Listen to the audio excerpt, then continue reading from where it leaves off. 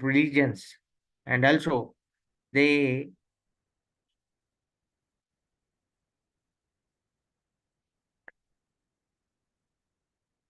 we have various cultures in our country, and because of that, what we very proudly say also that though we are having diverse cultures and such diversity is there, but all of us are united, and that is the main aspect, or we can say the important aspect of our nation, and we all are proud of it.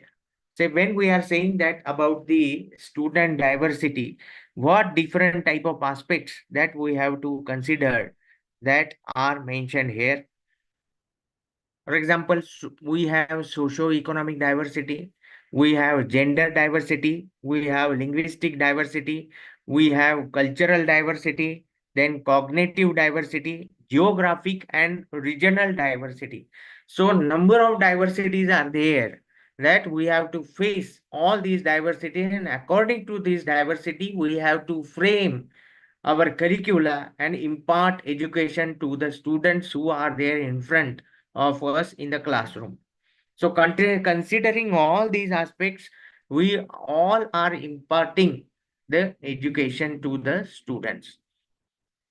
So the basic idea regarding these diversity and also considering all these aspects, what is the duty of a teacher, that the teacher should not discriminate any student on the basis of the diversities, the levels of the diversity, and also the various aspects of diversity as you are all seeing on your screens. Though the diversity is there, but the students, basic the difference we have in front of the students, in the way of the students, that is the rural students and the urban students. That is also, and it is also geographic and regional diversity that I am talking about. And also definitely the national education policy has also come over about the linguistic diversity, and also all these diversities that can be changed or that can be faced very politely on the basis of this national policy document. So going forward, regarding the same issue, and we all know that the first national education policy came in 1968, the second 1986, and now this is the third national education policy. In 2019, this policy has come into existence. From 2014. The people or the researchers or the committee, they are continuously working on the finalizing of the draft. And in 2019, the draft is finalized. Prior to the finalization of the draft, number of citizens of Bharat, they have contributed, they have given their suggestions, noted their observations, and all those observations, considering all those observations, this policy has come into existence right now. So this is, we can say, this is the fifth year of this national education policy that we are celebrating.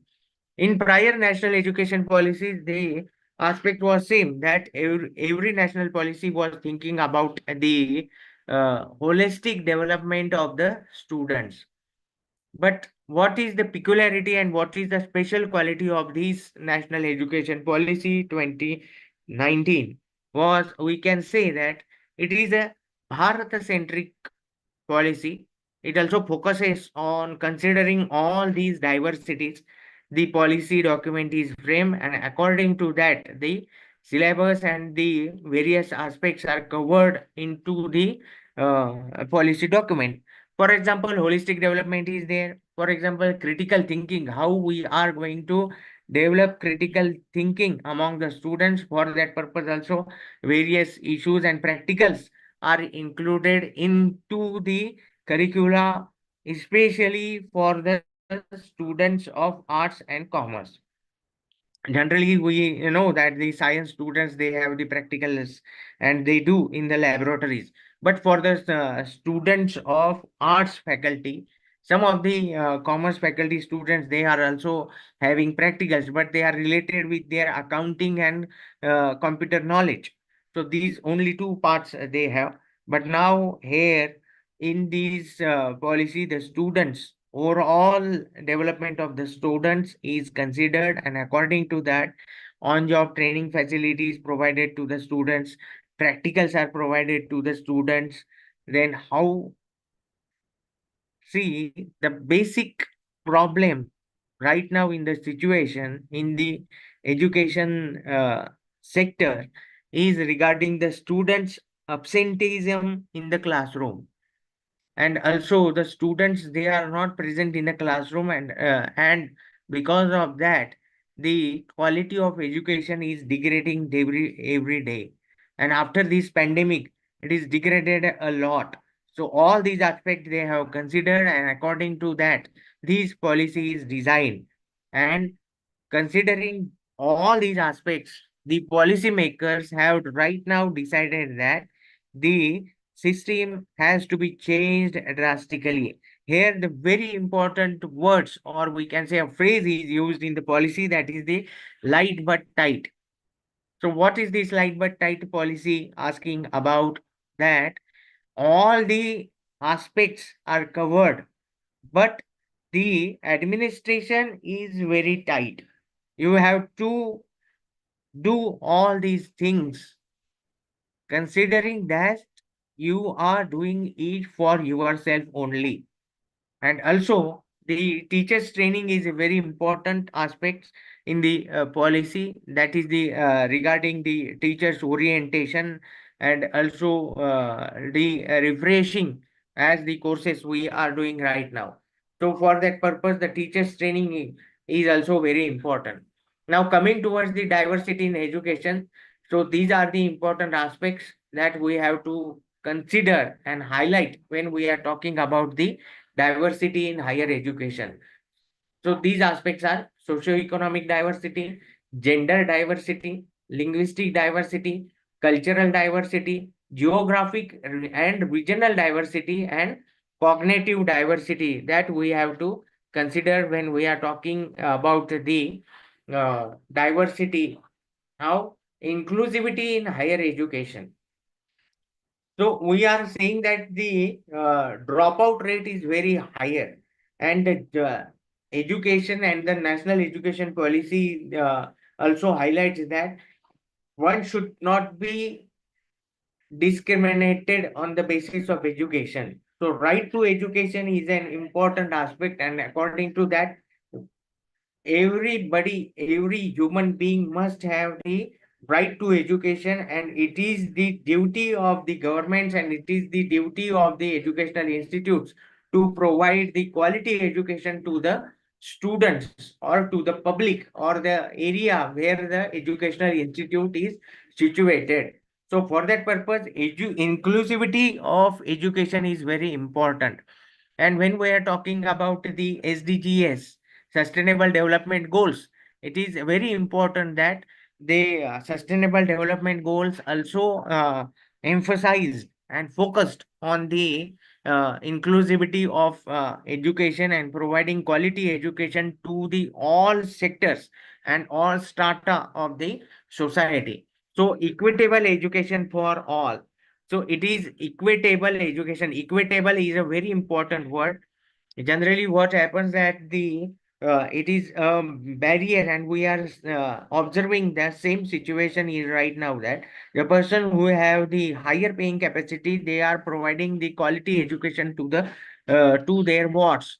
But what about the what about the parents? They don't have the much amount of money to expense on their education. They are on the lower strata of the society. So whether they don't have the right to have the quality education, yes, they definitely have the right to quality education. But for them purpose, we have to make such type of arrangements, and for that purpose, the Government of India scholarship and all the scholarships that the government has started. So equitable education for all. But on the other side, it is also observed that the once the the people who are getting benefit of the scholarship, though they are getting benefited, and also they after getting the scholarship they have upgraded themselves, but their wards, they are also having the availing the facility of the scholarship. So that is also very, we can say, dark side of our society that we have to consider. And this is also observed everywhere in every person that who are availing the scholarship facility, that their wards are the first generation. They sought the education on the basis of scholarship, and in their second and third generation also, they are also having the scholarship facilities.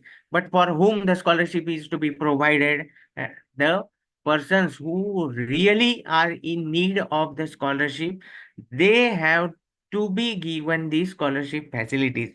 So equitable and access to quality education. During corona pandemic, everybody has observed that number of students, they lacked because of they don't have access to the education. Some of the cases that we have registered, that some of the NGOs and also educational institutes, they have tried to impart education, but due to the remote areas, the internet facility, unavailability of internet facility, and also the tools required to attend the classes with the help of ICT, they are not available in the remote areas. They are unable to join the classes. So it was a very difficult situation for those students and for those educational institutes.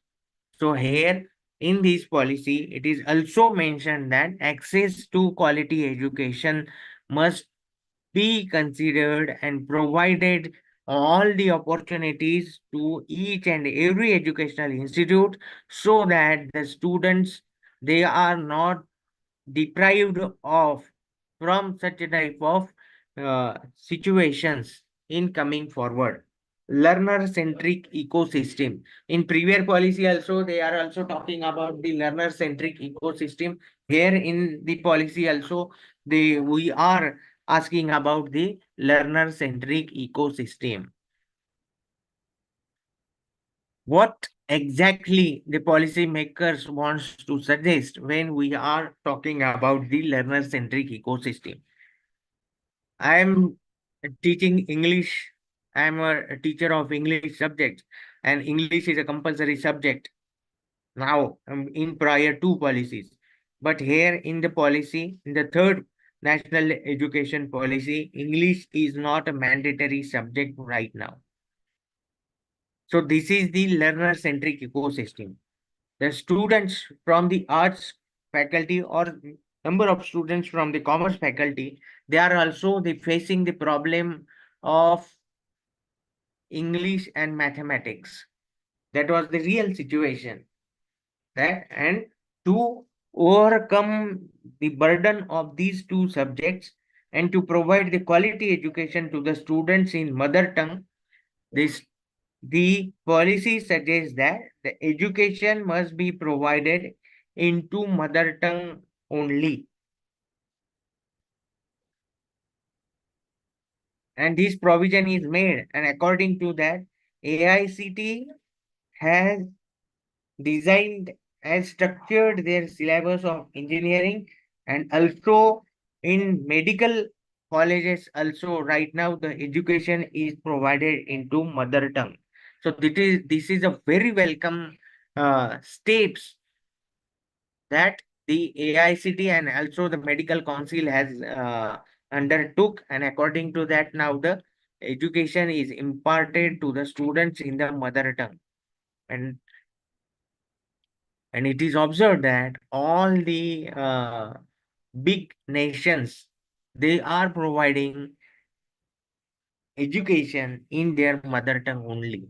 And because of that, the students, they are the gaining of the knowledge in mother tongue is on a very higher level has to gain the knowledge in a foreign language. So this is not my personal opinion, but it is the opinion of great philosophers, thinkers, educationists who have devoted their life for the welfare of the society, like Mahatma Gandhi, Pandit Jawaharlal Nehru, Veer Vinayak Damodar Savarkar, Vinoba Bhave. So all these great personalities. Then Dr. Sarvapalli Radhakrishnan, he has also emphasized on providing the education in mother tongue only. So according to that, now it is the choice provided to the students that they can opt for mother tongue education, अपनी मातृभाषा में ही उसको शिक्षण देना है।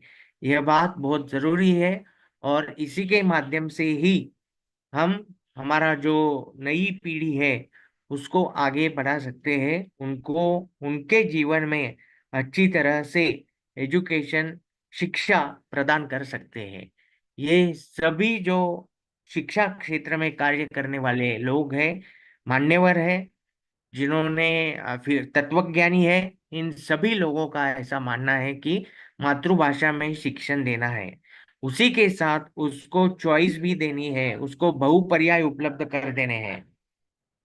Before or prior to this policy, the students from engineering background, the students from medical background, though they are interested in learning music, though they are interested learning art, craft, and also other areas, they were not allowed to choose that type of stream.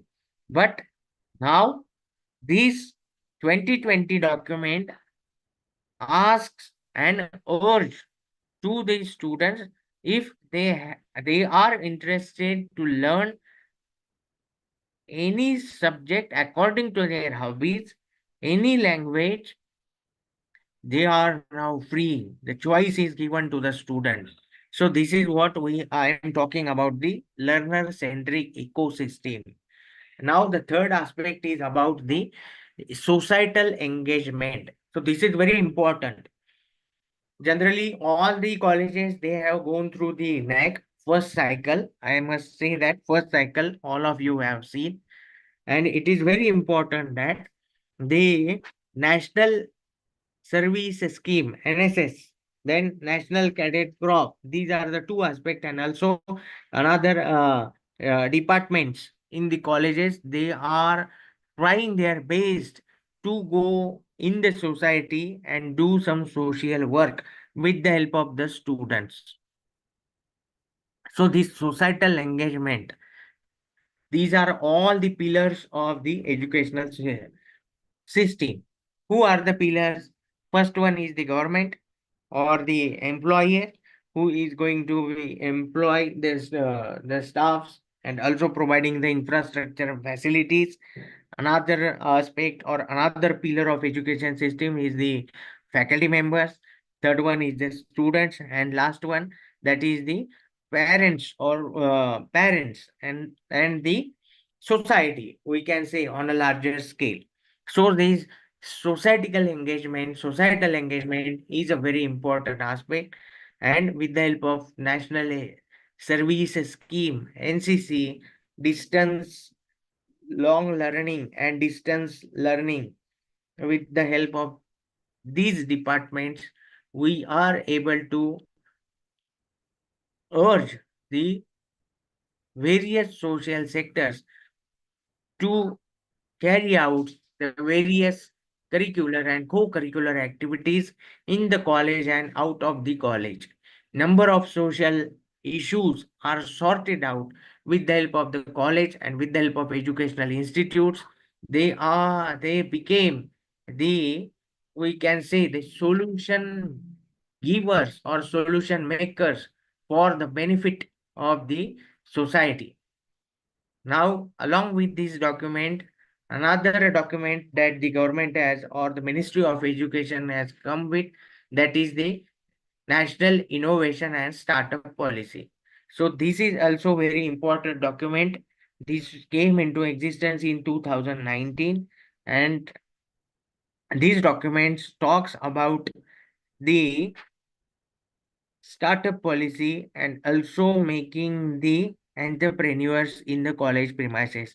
Now the faculty members along with their students, they can start a startup in the college premises itself. On the basis of that, you can able to run a particular business in your college. In prior policies, this facility was provided to the engineering students or engineering colleges only. But now this is a very good and we can say a welcoming uh, situation for the students who wants to start their own businesses, and this facility is provided to the students. Universal design for learning. This is a very important aspect. Now, as we in the previous slide, we discussed about the cultural diversity and also the regional or geographical diversity. Every state prior to this policy, they have their own educational system and their own regulatory bodies. And according to that, their curricula and all those things, they are designed and sorted out. But now this policy, as the government is focusing on one nation, one policy, according to that, this policy is of the national education policy itself says that it is the policy for the whole nation. And his policy is designed considering the universal course or universal equity. You have to be our students, as we have seen that the diaspora, Indian diaspora is on a very higher scale according to other diasporas. And why this diaspora is increasing on in the world? Because of the knowledge, because of the intelligence. So considering these things, this policy document is designed according to the universal design of the education. So that's why this early childhood care, ECCE, that is come into existence. And according to that, according to the foreign countries, that we have accepted the skill-based education after 8. From the 8th standard, we are able to provide the skill education to the students, and after their after their 10th, or we can say now after their 12th, these students, they are going to choose any type of skill based courses to enhance their skills in the education system. So we will discuss in the next slides. Now teachers capacity enhancement. So this is also a very important aspect that we have to provide. The first we have to recruit the teachers or the quality teachers in the educational system. I'm not going to talk about this in the session, as we all know what type of practices are going out in the educational system regarding the teachers recruitment. But definitely if you it is the duty of a teacher to upgrade himself or herself to the level that the students must come into the classroom by listening your name only. That type of ability and that type of confidence you have to develop among the students, so that students, by raising your name and by listening the name of a teacher, they must come in the classroom and attend the lectures. So for that purpose, the teacher must have that type of ability and capabilities on the that we have to consider. Coming forward, that diversity and linking it to the inclusion, celebration of diversity. So we have to celebrate our diversity, enabling diversity to flourish, access of quality education for all, cultural, regional, and linguistic sensitivity, mutual hand holding, and holistic approach. So, celebration of diversity, how it can be done, and we are doing all these things, that we are celebrating various types of festivals in all over the nation. We are celebrating various types of days, various types of festivals, various types of languages that we are celebrating. Here in Maharashtra, we celebrate Marathi Language Day, and again on the occasion of 15th September, we celebrate Hindi Divas, or we celebrate Hindi Pakwada for 15 days. During the 20, on the occasion of 21st February, we celebrate the International Language Days. So all these activities, all these events, and also we celebrate the Sanskrit Day on the occasion of Narari Purnima. So all these activities, all these aspects shows that we are celebrating our diversity. Though we are having different types of languages, different types of cultures, different types of uh, our food habits, but we are celebrating it, and we are these are not barriers in the way of development. These are the aspects, these are the opportunities to come together and to celebrate one's identity, to celebrate each one's speciality, and that type of holistic approach we all are doing from the ages. So that we have to take forward when we are talking about the diversity and linking it to the inclusion. So this is not for me. This this is for all of us. That type of thinking we have to inculcate among the students. Now, efforts for inclusive environment in NEP 2020. What type of exact efforts that we have to consider, or we have to undertake when we are talking about the NEP 2020? As we all know that we are living in ICT age. This age is a very dynamic. A day is sufficient to change the whole system. And for that purpose, we must be technology enabled. We must have the knowledge of technology, though the technology is very dynamic. But we must aware about the technological changes that are happening day by day. Now, this generation is very fast. The students from their early childhood, they have mobiles in their hands. And during Corona pandemic, COVID pandemic, we have seen that the students, they are all well versed in technological handling, and they are able to attend the classes on online mode. And they have also developed their own YouTube channels, also developed their own social media channels, and through they are getting education through all these channels, and through all social media and ICT. Now the students are taking education. So along with them, why we should not, the teachers must have the technological base, so that the students who are coming in the college, in our classroom, they must be, as the basic aim is that student centric. So considering the generation's need, the teachers must have the technology enabled learning. That type of facility we have to provide to the students. Then blended learning. So this is a very important aspect, that we have to blend ourselves for this technological learning along with our day-to-day teaching.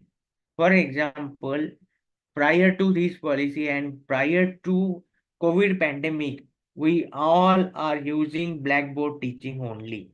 Some of the teachers, they are using PPTs. But now,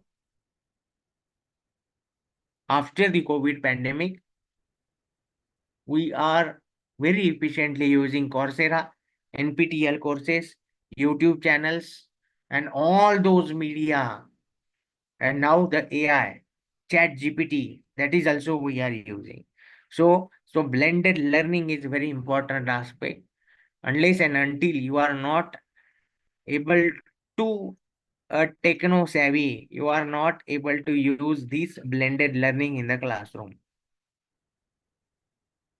So it is very important aspect. Then students academic bank of credits.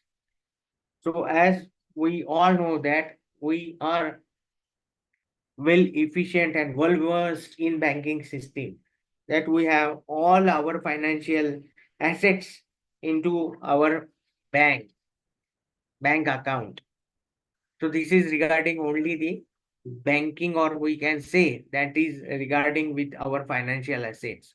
But what about the academic?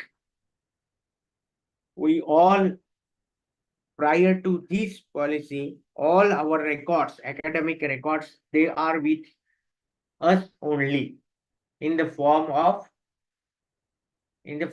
mark sheets, in the form of certificates only. But now this academic bank of credit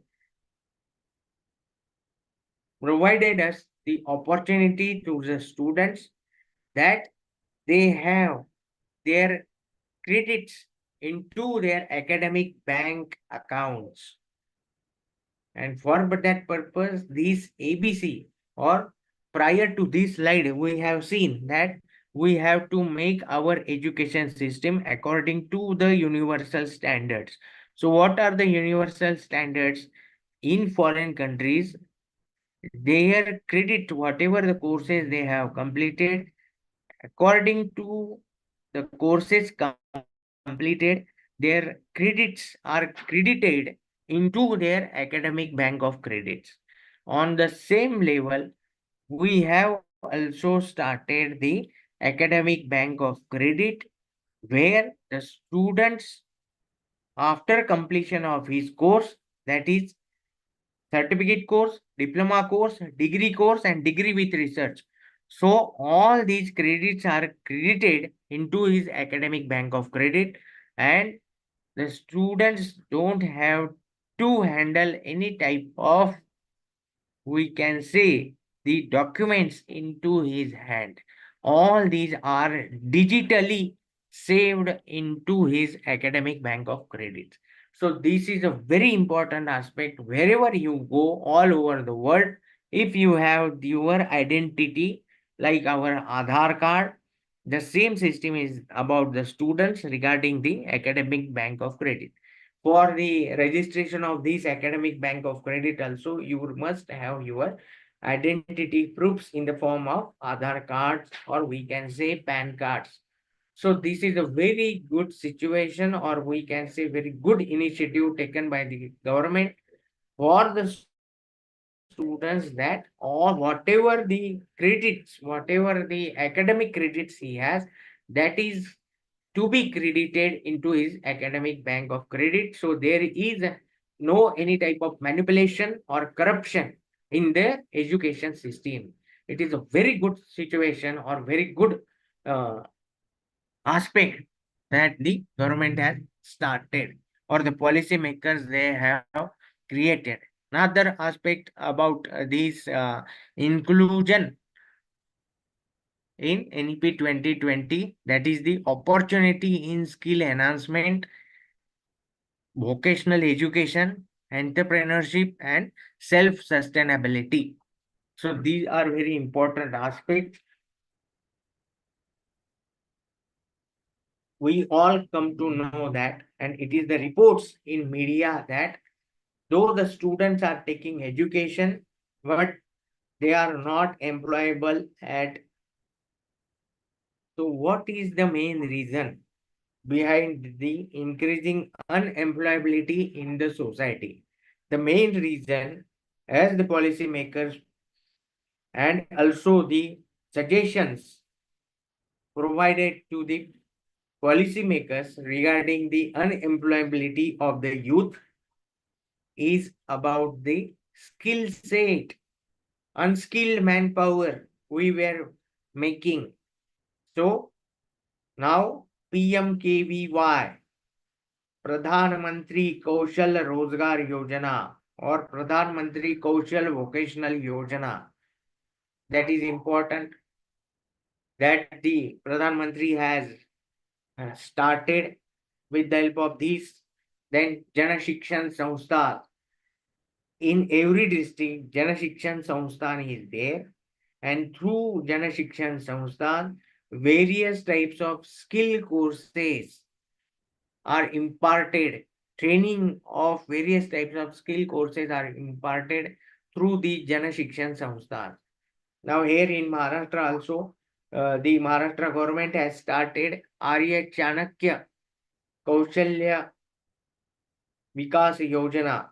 Through these, all the colleges, they have the opportunity to start various types of skill-based courses. Prior to this scheme was limited only to non-government organizations, NGOs.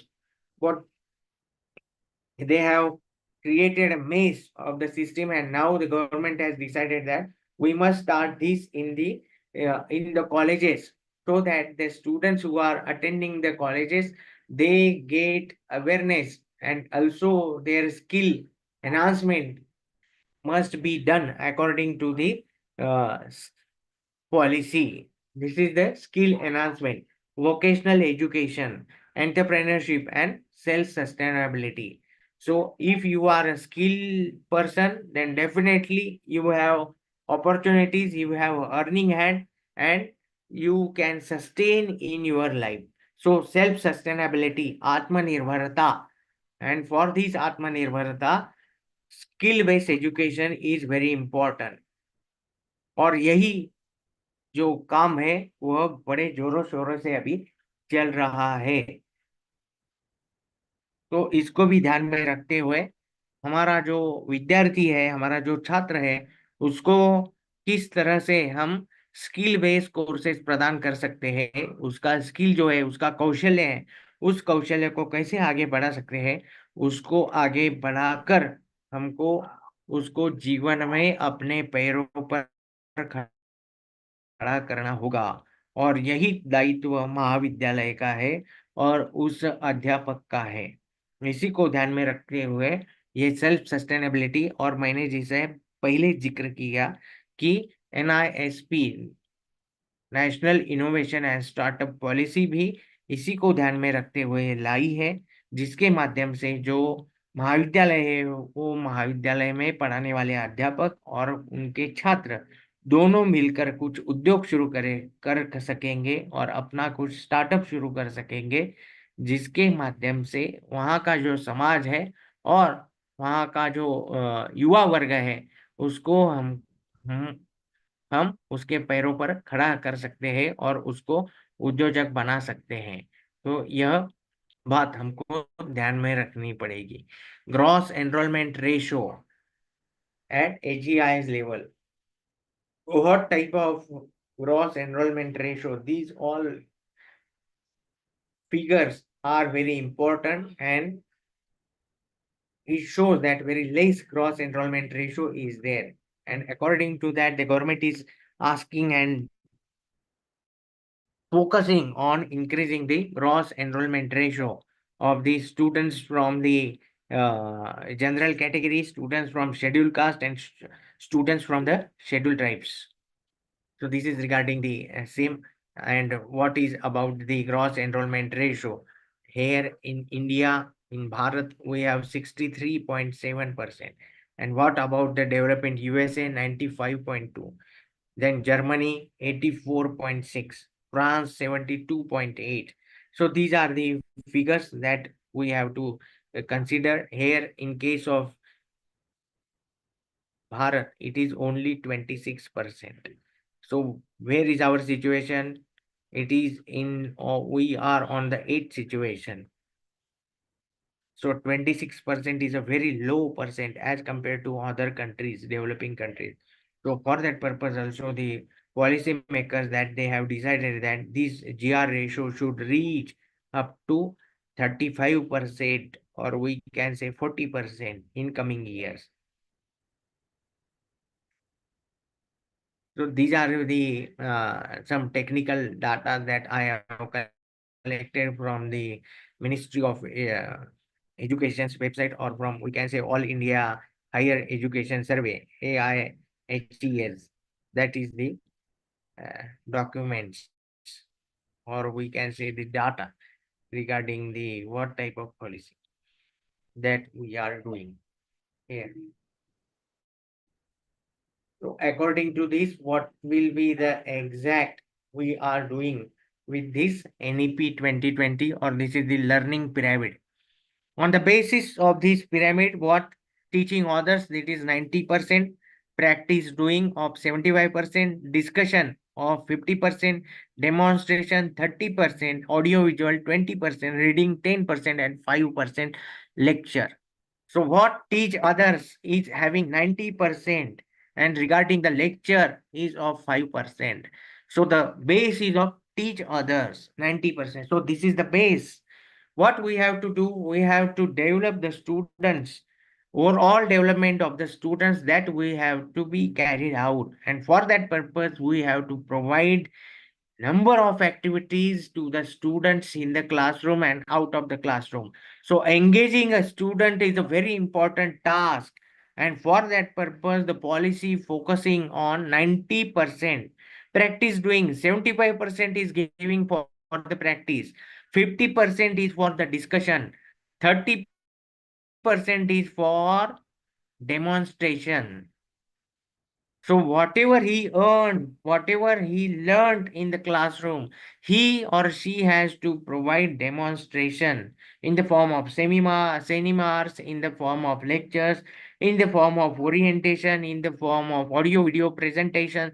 So whatever the students gain in the classroom, he has to present in front of the students in the form of demonstration. And all these same, considering all these, the practicals are arranged now, as here in our university, Dr. Babasaheb Ambedkar University, we are implementing this NEP 20, and this is the first year of the implementation of the policy.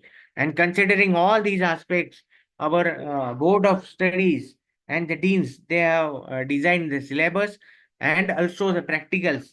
And according to that, the system is now routing into the system. So focus on creating the knowledge instead of memorization of knowledge.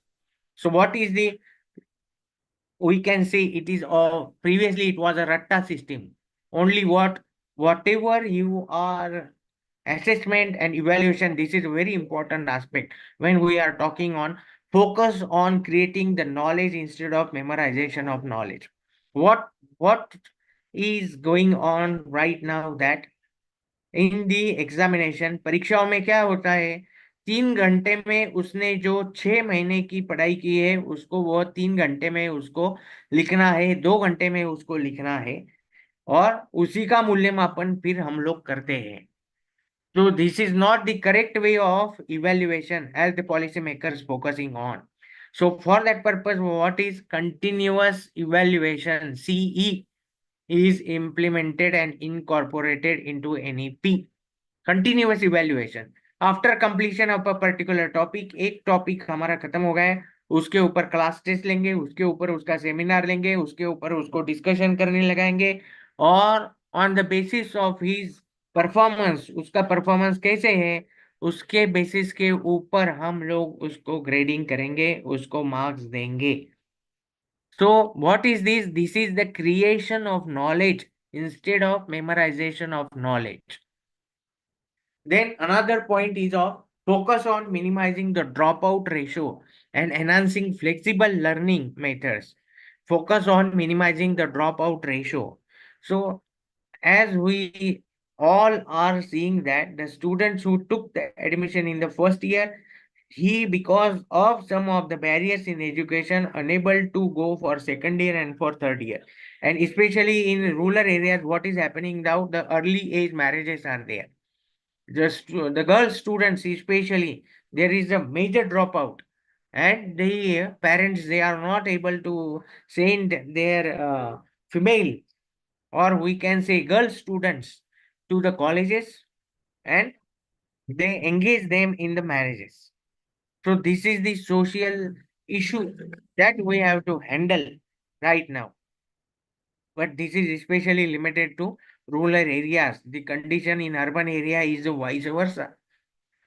The parents, they are willing in urban areas that their girl child should learn, and at up to the age of 30 now the girl students are engaged in learning. They are going to colleges, they are going in higher educational institutes. But in rural areas, as soon as the girl attains the 18 years, or after the completion of 20 years, now they get marriages. So this is the major reason of dropout. So focus on minimizing the dropout and enhancing flexible learning methods. Learning according to learner's pace to increase inclusion. जो पढ़ने वाला है, जो छात्र है, उसकी क्या इच्छा है, उसको किस तरह का माहौल पसंद है. According to that, we have to design our classroom, we have to design our lecture, we have to design our content, and provide the quality education to the students. Learner capacity based system. So these are the important aspects, and the learning pyramid. The base of this pyramid is that 90% teach others, means हमको जो हमारे जो छात्र है उनको सिखाना है, लेकिन हमारा जो विषय है उसके साथ ही उसने भी दूसरों को सिखाना है. जो उसने ग्रहण किया है, जिसका उसने अध्ययन किया है, वह भी उसको पढ़ाना है. उसकी प्रैक्टिस भी करवा लेनी है. उसको 75% है स्ट्रेस दिया हुआ है, फोकस दिया गया है, और 50% is for according to, only 5% is provided to the lecture, and 10% is for reading. We see that now the students, they don't use any type of textbook. They are very we can say that very techno savvy. Just Google all their problems and find out the solution. What about the textbooks, whether they have the reading habits, whether they are reading? For example, generally what happens that we take undertook number of interviews, placement drives, and when we go for look after the CV of the students, there in their hobbies they mention that I have reading habit, and reading is my habit. And when the question is asked, how many books you read recently, tell me the recently book you read, then there is no any type of answer. So what this shows that this is only a copy paste system that we are following from the ages. But this is a right time that we have to change all this situation and the system, and be transparent, be clear in our vision. So knowledge transmission versus knowledge construction. What we have to do, that we have to construct knowledge. First part that we are discussing about according to the pyramid.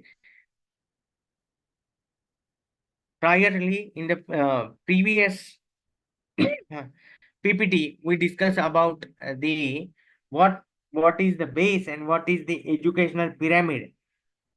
The main focus is about knowledge creation, not a knowledge transmission. Priorly, what we are doing, that we are just transmission of knowledge. For example, what are the pros? Efficiency उसका बढ़ेगा, breath of content उसका बढ़ेगा, उसके बाद में उसको clarity भी रहेगी, और उसमें डिफिकल्टीज क्या है, लिमिटेड एंगेजमेंट होगी, स्टीरियो टाइपिंग होगा, वही वही सब चल रहा है, और लैक ऑफ क्रिटिकल थिंकिंग. तो बच्चों की अपनी जो सोच है, खुद की सोच, उसमें कुछ भी बढ़ती नहीं है। अगर हम लोग नॉलेज कंस्ट्रक्शन करेंगे, तो नॉलेज कंस्ट्रक्शन के लिए क्या करना पड़ेगा? तो उसको हमको क्रिटिकल थिंकिंग को बढ़ावा देना पड़ेगा। You have to develop a module of your content according to that the students have the ability to understand, to think critically, to analyze, to observe, and after observation and after thinking, he must find out the solution on the problem that you have provided into your model. So this is a very important aspect, that you have to be a knowledge constructor, not a knowledge transmitter in the classroom. Empathy and perspective talk taking, complexity, acknowledgement, time intensive, varied learning paces, and instructor expertise. So these are the various important aspects that we have to consider. You must be very innovative when you are in the classroom.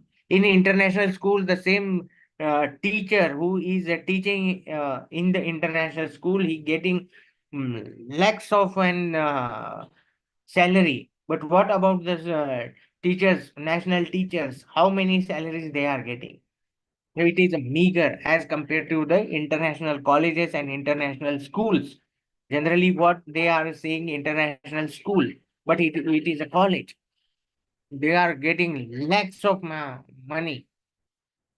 Why this is? This is because of the innovation and the efforts they are putting to develop their content. So knowledge construction is very important aspect that we have to think. We have to engage the students by with the help of various aspects, various experiments, various types of modules that you have to develop in the classroom, and according to that, you have to be very innovative in the classroom. Inculcative, critical, and analytical thinking skills in diversity and inclusion. क्या हम लोगों को करना पड़ेगा? तो case based learning करनी पड़ेगी। सभी को एक साथ पढ़ाना नहीं होगा। Every individual has a unique qualities, and considering those qualities and considering their attitudes, considering their mind, considering their IQ level, you have to design and develop your content. So, case based learning present real life scenarios that involve diversity and inclusion issues, prompting students to analyze complex situations, consider multiple perspectives, and propose thoughtful solutions. हम लोगों को thoughtful solutions भी उसको देने पड़ेंगे। तो ये कब होगा? जब individually you are going to talk with your students. So case based learning is very important. Debate and discussion, organize debates and discussions where students must critically evaluate diverse viewpoints, supporting their arguments with evidence and reasoning. How many debate and discussion competitions are organized by your educational institutes? How many of your students they engage in such type of activities? Now the students they are unable to draft their own application for a leave, and how he is going to be confident to speak in front of the masses, in front of the students in the debate competition, and how he is going to participate in group discussion. In placement drive also, the students they are not able to participate in group discussion, though they are able to write the answers in the on the paper. But what about their participation? What about their soft skills? They are unable, they are lacking, and there they are not able to cope up with the students in the urban areas. So this is the gap, this is the breach, and we have to minimize these situations and provide the ability, so that the students, there should not be any type of difference between the rural students and urban students, and also the diversity, socio-economical diversity, cultural diversity, geographical diversity, all these diversities, these diversities are there, but we have developed our models according to those diversities and considering all these areas of diversity and provided the capacity to participate or to face any type of challenge in his life or her life. So that type of education we have to impart to the student. So arrange such type of activities in the colleges, in your educational institute, so that the students will be more confident and will be self-sustained. Third, ethical dilemmas. Present students with ethical scenarios related to diversity and inclusion, challenging them to consider the ethical implications of their choices. What is ethics? When I'm going to now, ethics is a very important aspect, ethics and morality. So the students, they are ethically lagging and they are morality lagging. So we have to provide ethical and moral education to the students.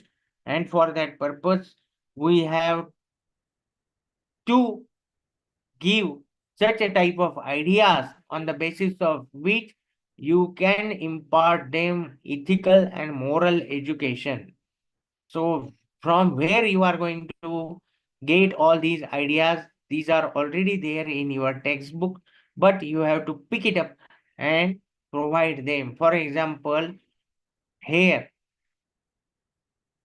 in our constitution, we have the fundamental rights and fundamental duties. So all these aspects you have to provide to the classroom, to the students, and so that they are the budding citizens of these nations. So they must be aware about their duties and responsibilities. What are their duties and what are their responsibilities? So this type of education we have to impart. What is right and what is wrong? So, and also we have seen number of cases that if you ask anything is wrong, then they get dejected. So if you punishes or ask any type of come with problems with the students, then definitely you have to develop their moral on the level that they must have to face their failure. So that is the duty of the teacher. That's why we have mentor and mentee system in the college system also. So ethical dilemmas, whatever the problems are there, any type of problem the students are facing, it is the duty of a teacher that he or she has to counsel the students according to their problems and provide the solutions on their problems. Feedback and peer review. Have students provide constructive feedback on each other's work, promoting critical evaluation and refining of ideas. So this is a very important aspect, that what type of feedback your students are giving on you, on their classmates, on each and every aspect, or we can say the academic pillars, that the feedback, how to give your opinion, or we can say impartial opinion. That is very important word, impartial opinion, disinterested opinion. So this is after the ethical dilemma.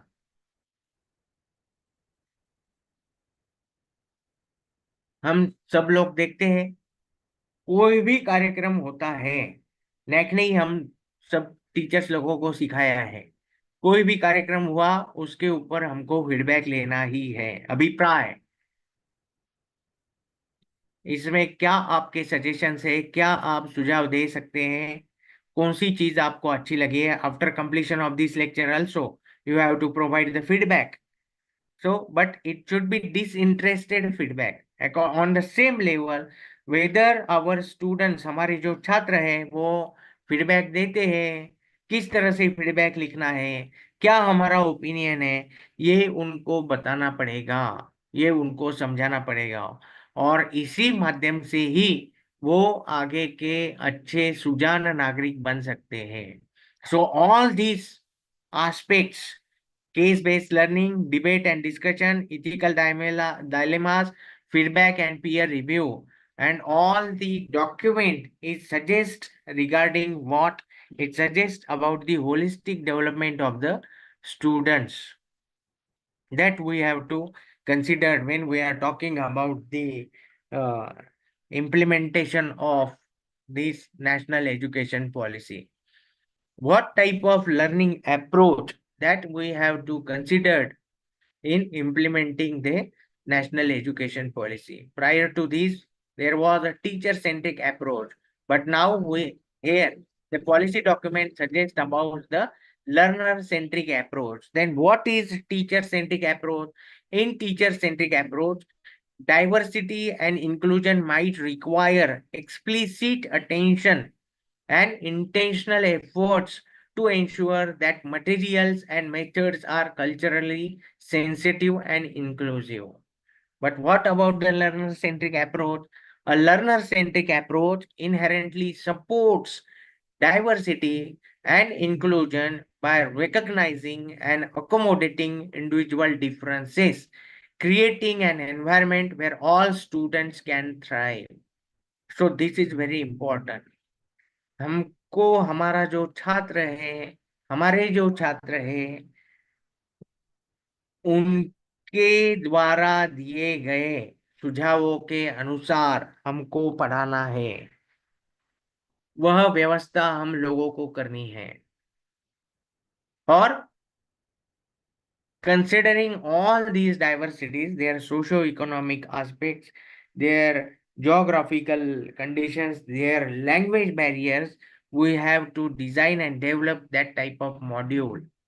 And there should not be any type of discrimination from our side and from the student side on the basis of the diversity. And if the learner centric approach we are using in the educational institutes, especially in higher educational institutes, then definitely our education system is going to be on a higher level, and it is on a inclusive education system as we are all envisioning in this national education policy document. So this is also a very important aspect that we are talking about. Then what is the difference between teacher centric and learner centric method?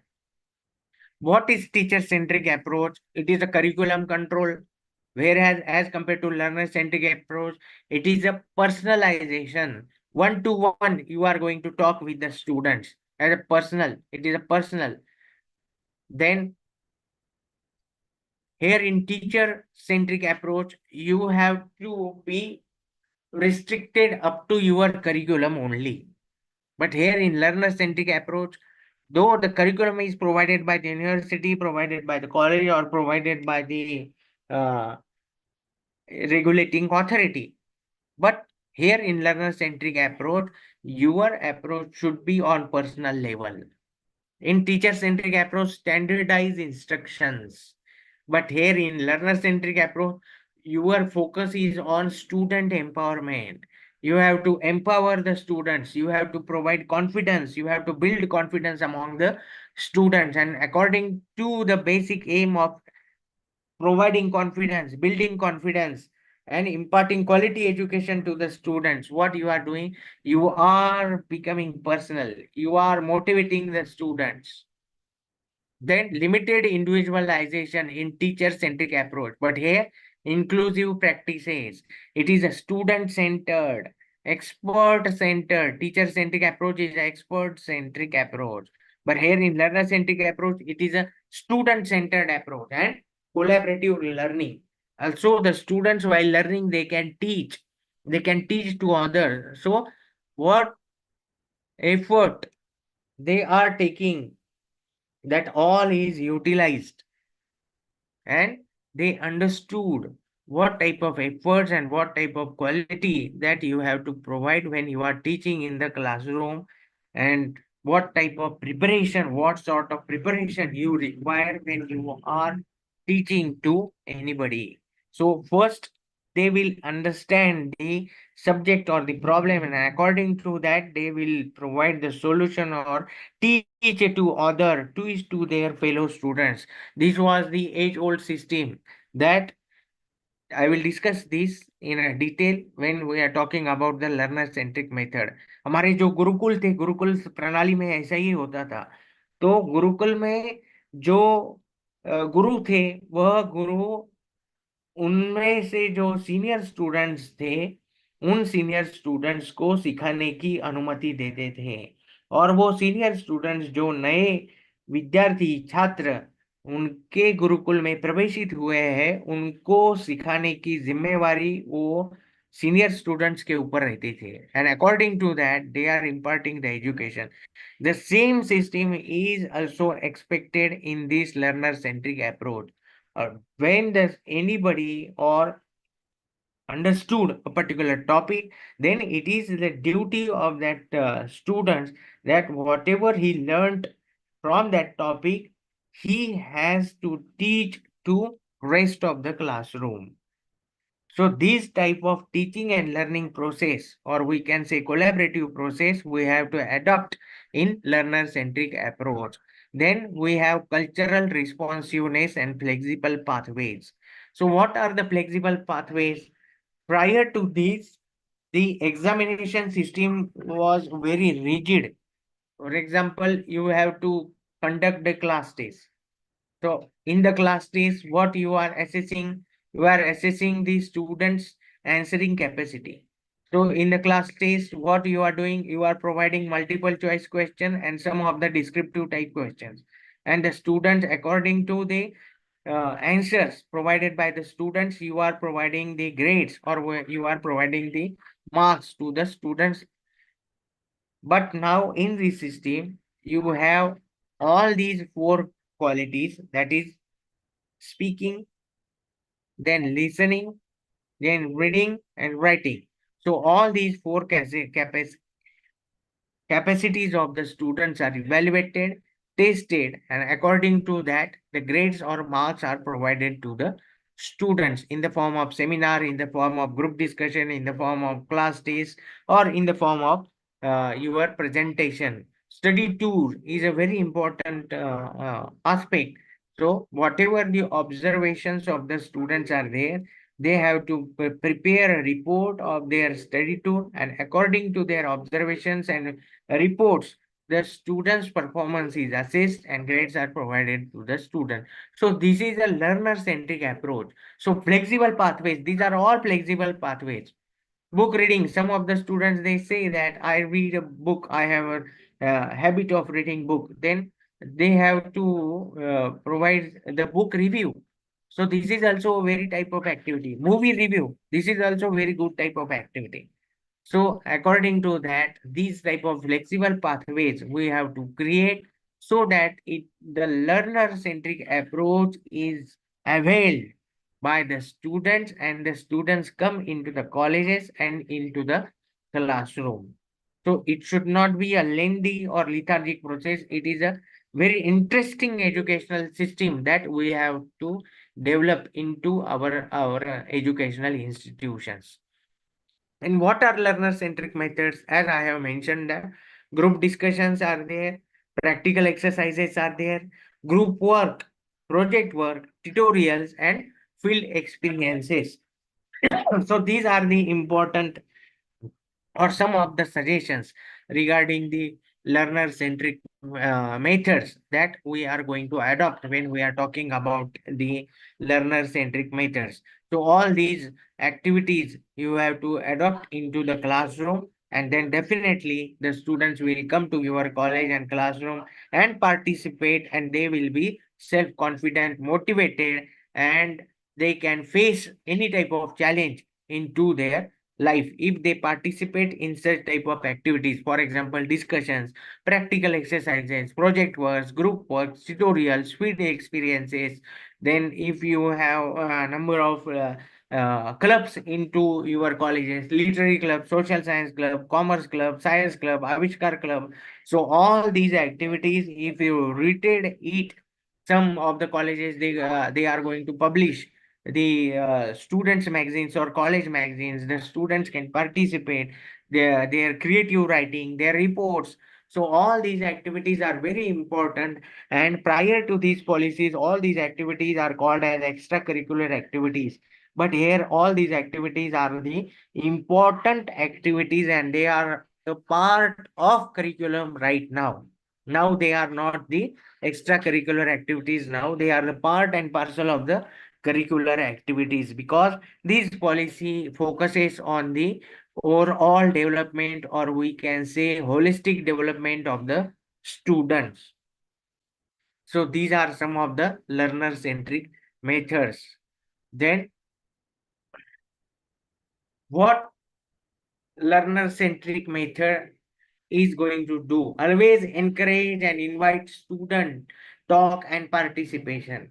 When you are in the classroom, always ask the students to participate, to share their views regarding whatever they have done. For example, after Diwali vacations, you can ask each and every students to share his or her experiences regarding the Diwali celebration. What type of activities, what type of engagements they have done in the Diwali vacations. So the students will share their views. They will be critical. They will be observer. So all these activities that you have to do, so that the students' participation will attract in your classroom. Creates individual learning profile for each. So on the basis of this, you are able to understand, you are able to assess the qualities of each and every students. So, and it is very easy for you to design a profile of your students, whether he is able to speak, his writing skills, his engaging skills, his observation skills, his critical thinking skills. All these aspects are covered into the profile of the student, and according to that, you are, as a teacher, you are able to design the profile of your students. What are the strengths and what are the opportunities that you are going to provide to the students in the coming years in your classroom. Then flexibly designs the class after discussion and inviting opinion from the learners. After completion of the topic, what you are going to do, that you ask the participants or the students in front of you, that provide your suggestions, valuable suggestions, and your opinions regarding the topic, and whatever the understanding they get when you are teaching in the classroom. What type of different ideas they sought when they are discussing a particular idea or the problem in the classroom. Meets and interacts with the learners to know SWOT, strength, weakness, opportunities, and challenges, aptitudes, and provide supports accordingly.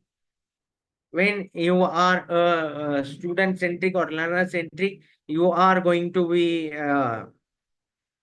meet and interact with the learners, the students. You are going to interact with the student, and according to that, you come to know these are the strengths of my students, these are the weaknesses, they have these opportunity according to these prior to, and what type of challenges they are going to face, then what type of aptitude he or she has provide, and according to that, you are going to provide support to the students. Empowers the learners to make decision how to access the curriculum and contribute to lesson design.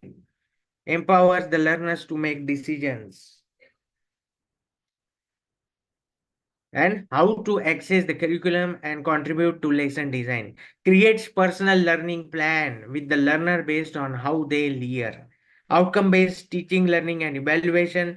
Flexible, multimodal, diagnostic, metacognitive, rubric based, and no lectures. Teaching learning is based on internship, extracurricular, inquiry, projects, activities, etc. And independent, creative, responsible, and learners. So these are the important aspects of the learner-centric atmosphere in the college when you are teaching in the classroom. For example, in science class, so this is an example regarding the teaching. Here I want to share a very example uh, in the learner-centric system was that before 4 days back, I was there in a retired professor's house. He was also the registrar of our university and also the BCUD director at that time. And we visited him. He was at the word, we can say his age is right now 87 years old. And when we are discussing with him regarding the students quality of education and all those things, he shared his views. तो उन्होंने उनके जो अनुभव है वो हमारे से share किए, हमारे को बतलाए, और उन्होंने कहा कि हम जो पढ़ाते थे वो पढ़ाने का तरीका ऐसा था जिसमें हम हर एक विद्यार्थी, हमारा जो छात्र है, वह हम उसको हमारा बेटा या बेटी मानते थे, और उसी के तौर पर हमारा उनसे काउंसलिंग चलता था। तो उनसे हमारे जो संबंध थे वह घरेलू संबंध थे, कौटुंबिक संबंध थे। तो वह गुरु शिष्य परंपरा जो है वो हम विश्वविद्यालय में होने के बावजूद हमारी वो गुरु शिष्य परंपरा चलती थी। और मैं आज 87 इयर्स का हूं, तो भी अच्छे से जीवन ज्ञापित कर रहा हूँ। उसका कारण ही हमारे जो स्टूडेंट्स हैं, मेरे जो शिष्य हैं, मेरे जो छात्र हैं, वह है। तो ऐसे क्यों, मैंने पूछा उनको, ऐसा क्यों आप कह रहे हैं? तो उन्होंने कहा आज भी उनके हर कौटुंबिक कार्यक्रम में वह मुझे आमंत्रित करते हैं, और उनके जीवन में अगर कुछ अच्छा घटित होता है, दुख भी कुछ होता है, तो वह मेरे पास आते हैं, मुझसे बात करते हैं, मेरी सलाह लेते हैं, और हम सब लोग एक फैमिली के साथ रहते हैं। So as a social we are very connected with each other like our families. And though my हमारे फैमिली में जो बच्चे हैं, उनके खुद के जो बच्चे हैं, वो सब परदेश में रहते हैं, लेकिन उन्होंने जो शिष्यों का जो जमावड़ा उनके साथ आज में है, उसके वजह से वो रिटायरमेंट के बाद भी बहुत खुशी से अपना जीवन ज्ञापित कर रहे हैं। So this is the very important aspect I learned regarding the learner-centric approach. That if you provide a particular aspect, if you provide a complete canvas for your students, then definitely the students can provide you a greater picture of life on that canvas. So it is a prior duty of a teacher to provide much higher canvas of life in front of the students, and definitely your students are going to flourish in their life. So this is the important lesson that I learned regarding the learner-centric approach while discussing with the honorable sir। 4 दिन पहले की बात है। तो यह बहुत जरूरी है कि हम लोगों ने भी हमारे जीवन में इस तरह की अगर व्यवस्था हमारे जो छात्र हैं, हमारे जो स्टूडेंट्स हैं, उनको अगर हम देंगे, तो डेफिनेटली हम लोग भी उसका आनंद हमारे जीवन में प्राप्त कर सकते हैं। जैसे कि डॉक्टर एपीजे अब्दुल कलाम ने भी कहा है कि मुझे राष्ट्रपति से ज्यादा अगर कोई शिक्षक के रूप में अगर मुझे पहचानेंगे तो मुझे सबसे ज्यादा खुशी होगी। तो a teacher is very important in the life of a student, and the role of teacher is very important. So considering our responsibility, think whether we are able to cultivate such a type of thinking, such type of atmosphere among the student, so they can become the bright citizens of this flourished nation called Bharat. So this is the ultimate aim of this national education policy, that you have to train the students and make them self-reliant, self-confident, critical thinkers, not opportunistic. You have to be very careful to provide such type of moral and ethical training to your students. Now coming towards information procession for diversity and inclusion in education. For that purpose, stakeholders engagement, strategy development, implementation planning, and continuous improvement. So, what is the stakeholder, or we can say academic pillars engagement? Involves students, parents, educators, and community members in discussion and decision making processes related to diversity and inclusion. So, involve all these academic pillars in decision making process. IQAC, Internal Quality Assurance Cell, Quality Development Committee, all these committees are very important in playing important role in diversity and inclusion in education. So IQAC, it is a made mandatory that the students representative must be there in IQAC. Then representatives of the society, representative of the NGO, local entrepreneurs, then some of the senior faculty members, they must be there in the IQAC.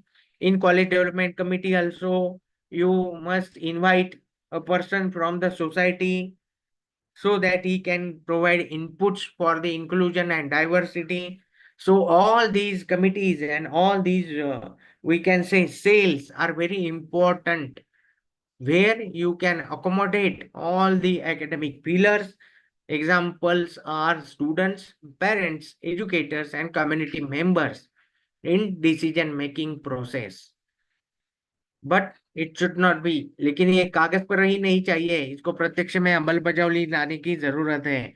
जैसे सब तरफ देखा जाता है और ये हमको दिखाई देता है कि ये सब कॉलेज डेवलपमेंट कमेटी है, आईक्यूएसी है, और अन्य कोई सेल है, इन सेलों में सब लोग रहते हैं, लेकिन इनपुट्स कोई देता नहीं है, क्योंकि उनके इनपुट्स को डिसीजन में शामिल किया नहीं जाता है। तो इसलिए it is the priority of the faculty members और the decision makers to incorporate their insights, incorporate their suggestions into the decision making process. अगर ये होता है तो ही स्टेक होल्डर का और एकेडमिक पिलर्स का एंगेजमेंट यहाँ पर हम लोगों को मिलेगा। स्ट्रेटेजी डेवलपमेंट, हम लोगों को एक स्ट्रेटेजी डेवलपमेंट बनानी पड़ेगी, और ये स्ट्रेटेजी डेवलपमेंट जहां पर हमको एक्शन प्लान बनाना होगा। हम लोग देखते हैं इंस्टीट्यूशनल डेवलपमेंट प्लान, आज भी बहुत सारे इंस्टीट्यूट्स में, हायर एजुकेशनल इंस्टीट्यूट्स में इंस्टीट्यूशनल डेवलपमेंट प्लान ही बनाया नहीं है। तो कैसे बात करेंगे? अभी कुछ दिनों पहले यूजीसी के जो चेयरमैन है जगदीश प्रसाद मामिल्डा, इन्होंने एक वीडियो जारी किया है यूट्यूब के ऊपर, और उन्होंने भी यही कहा है कि number of educational institutes, they are not provided their institutional development plan. So the NAC is pointing out in their SSR, or when you are writing SSR, you must have a valid document of your institutional development plan. If a development plan is there, then definitely you have some sort of guidelines in front of you, standard operating procedures in front of you, and according to that, you are going to develop, you are going to take initiatives to fulfill the conditions laid out in the development plan. So develop comprehensive strategies that outline actionable steps to promote across all aspects of education. Then if a plan is there, then definitely you have to design and develop the things. So implementation of planning. So plan how much initiatives will be executed, including identifying responsible parties, allocating resources, and establishing timelines. So according to your development plan, you have to design the timeline procedure in 2024-25. What type of activities I have to carry out, what type of activities I have to consider, that in that time frame you have to plan the activities and carried out the activities according to that. Then continuous improvement, continuously evaluate the impact of diversity and inclusion initiatives, making data driven adjustments to ensure ongoing improvements. So, continuous improvement is very important. What is going to happen now? And it is observed that when after completion of a NAC or after completion of any type of assessment, what is happening now? The educational institutes, they are becoming reluctant now for to avoid this type of reluctancy, this continuous evaluation and continuous improvement is implemented, or it is suggested that you have to be in a continuous improvement mode. And for that purpose, these Malviya Mission teachers training programs, they are organizing such type of activities. Continuous activities are going on. For example, now 4 years after also we are talking about the implementation of national education policy.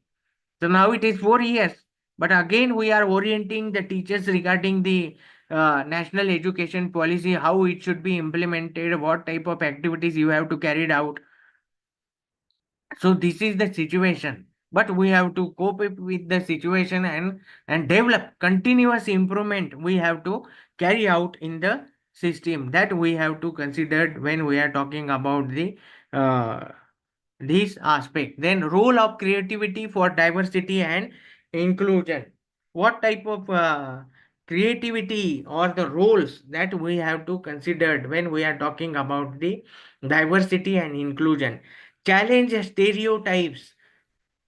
Stereotype जो है वही वही जो चल रहा है उसको challenge करना है. तो क्या क्या वही चल रहा है? तो classroom teaching, use of black board, this is the same system that we are following. So we have to challenge the system. Evaluation pattern वही इवेल्युएशन पैटर्न है. Writing, that is the only way of evaluation. Giving examinations 2 years, 2 hours and 3 hours examination only. So that is the only the evaluation system we are following from the years and years going on. So we have to challenge that type of stereotypes. So creativity empowers students to challenge stereotypes by creating diverse and authentic representations through art, storytelling, and other forms of creative expression. This helps break down biases and reshape perceptions. Then cultivate empathy. Empathy हमको cultivate करनी पड़ेगी. हमारे students जो है उन students में हमको empathy चाहिए. तो creative projects encourage students to put themselves in others' shoes, fostering empathy and a deeper understanding of the experiences and challenges faced by individuals from different backgrounds. यहाँ पर बहुत सारे महाविद्यालयों ने अच्छा काम किया है एनएसएस के माध्यम से कि हमसे जो पिछड़े लोग हैं जिनको कोई भी सुविधा नहीं मिलती है, उन समाज में जाकर उनके साथ रहना, उनका जीवन स्तर ऊंचा हो, उसके लिए काम करना है. तो जल संधारण का काम हो या स्वच्छता का काम हो, क्लीनलीनेस का काम हो, उसके बारे में हम लोगों ने, हमारा जो विद्यार्थी है, हमारा जो छात्र है, उसके मन में एम्पथी क्रिएट करनी है, दया भाव उत्पन्न करना है. और ये दया भाव कहाँ से उत्पन्न होगा? वही जाकर अगर कोई दूसरों का दुख देखता है तो ही उसके मन में दया भाव उत्पन्न होता है. जैसे सिद्धार्थ के बारे में हुआ था, तो सिद्धार्थ ने जब दुख देखा तभी वह बुद्ध बन गया. वैसे ही हम लोगों को कल्टीवेट एम्पथी करनी होगी. हमारे जो छात्र हैं उन छात्रों में एम्पथी को बढ़ावा देना पड़ेगा. Promote inclusive creative activities allow students to explore topics of diversity and inclusion in engaging and relatable ways. This promotes inclusive learning environments where students from various backgrounds feel valued and represented. Promote inclusiveness. अलग अलग तरह की activities हम लोगों को students के लिए करनी पड़ेगी, उनको देने पड़ेंगे, और उसी के माध्यम से वो अलग अलग बैकग्राउंड्स के जो कोर्सेस होंगे, अलग अलग जो प्रॉब्लम्स होंगे, उसको समझेंगे। So promote inclusiveness. और आखिरी, inspire social change. Creativity enable students to address social issues. हमारे समाज में कौन से सोशल इश्यूज चल रहे हैं, उसको ध्यान में रखते हुए उसके बारे में अवेयरनेस क्रिएट करना पड़ेगा। Advocacy and positive change with in their communities and beyond. तो ये सब चीजें हैं इंस्पायर सोशल चेंज को बढ़ाने के लिए। महात्मा गांधी का एक अच्छा सा उदाहरण है, be the change you want to see others. ऐसा एक छात्र कल मेरे पास आया था और मुझे वो पूछ रहा था, what type of this saying and who has coined this saying. Then whatever the changes you want to observe in the society, first you have to make the change in yourself. आपल्याकडे मराठीमध्ये पण एक म्हण आहे, आधी केले आणि मग सांगितले. तशाच पद्धतीने ही सुद्धा अशीच एक म्हण आहे की जो हमको बदल हमारे समाज में चाहते हैं, करना चाहते हैं, हम देखना चाहते हैं, पहले वह बदल अपने आप में करना पड़ेगा। और यही बात महात्मा गांधी ने की थी। जब एक एक दुखियारी महिला अपने बच्चों को लेकर उनके पास आई थी, वो बच्चा रो रहा था और उसका कारण था कि उसको वो गुड़ बहुत खा रहा था। तब महात्मा गांधी ने उस दुखियारी महिला को कहा कि आप 10 दिन बाद आइए। फिर वो 10 दिन बाद महिला आने के बाद फिर महात्मा गांधी ने कहा 5 दिन बाद आइए। फिर वो महिला 5 दिन बाद आई। तब वहां पर महात्मा गांधी ने जाकर उनको गुड़ की जो आदत है उस बच्चे की कैसे छूटेगी, उसके ऊपर उन्होंने अपना मत प्रदर्शित किया था, उसको सुझाव दिया था। तब वह महिला ने उनको 2 बार मुझे बुलाने का कारण पूछा। तब महात्मा गांधी ने उनको बताया कि पहले 10 दिन गुल खाना मैंने स्वयं बंद किया, उसके बाद में 5 दिन बंद किया, और उसका क्या मुझ पर असर होता है यह मैंने देखने के बाद, यह जांच परखने के बाद मैंने आपको उसके ऊपर सुझाव दिया है। So this why we recall right now the names of all these great people and philosophers like Mahatma Gandhi, Swami Vivekananda, then Savarkar, all these people. Why? Because they changed themselves according to the social needs. Whatever the change they want to look into the society, they have changed themselves according to that. So this is the lesson I have received from that when we are talking about the inspire social change. कितने सारे बहुत सारे लोग काम कर रहे हैं आज अन्नदान के क्षेत्र में हो। कुछ दिन पहले मैं बैंगलोर गया था, बैंगलोर में भी ऐसा ही एक वीडियो हमको एनजीओ के माध्यम से दिखाया गया था। वहां पर भी एक तिरुपति में काम करने वाली एक एनजीओ है। वो अमेरिका में अच्छा इंजीनियर था, software engineer, but he came back to Tirupati while when he observed that a beggar is eating his own shit, and he was very dejected that the people in my country, in my village, are unable to दो समय का भोजन भी अगर उसको नहीं मिलता है तो मुझे कुछ काम करने का अधिकार नहीं है। ऐसे उसके मन में यह बात जाग उठी और उसने वहां से फिर उन सभी ऐसे जो बेवारस लोग हैं, इन बेवारस लोगों के लिए काम करना शुरू किया। तो ये जो बात है, ये बात उसके मन को बहुत लगी और उसके वजह से उसका पूरा जीवन बदल गया। आज वो सिर्फ उन लोगों के लिए ही काम करता है। तो ये जो हमारे समाज में काम करने वाले ऐसे लोग हैं, इन लोगों के वजह से ये डाइवर्सिटी का जो विषय है यह विषय हमको बहुत आगे लेकर जाना है, और जिनके पास जो व्यवस्था नहीं है उनको व्यवस्था मुहैया कराने की जिम्मेवारी हम सब लोगों के हाथ में है। और there should not be any type of discrimination on the basis of class, caste, language, regionality, geographical conditions, that we have to ensure in our classroom, in our higher educational institutes. So that is the role of creativity in the classroom and also in our higher educational institute. So this is the end of the first part, where I am talking about the student diversity and inclusive education that we have to impart in the classrooms. Now you can discuss regarding any type of issues that you want to understand. When we are talking, you can ask your questions here in the chat box. Then we will start the second part of the presentation.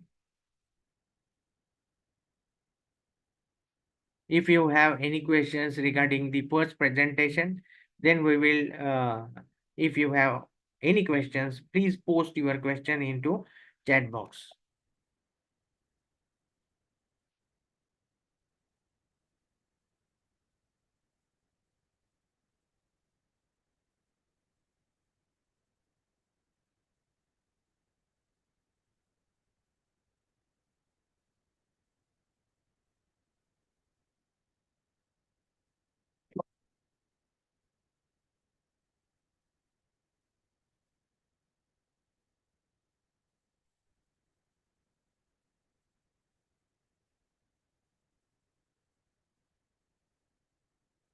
आप बताइए, पूछिए जो आपको पूछना है वो।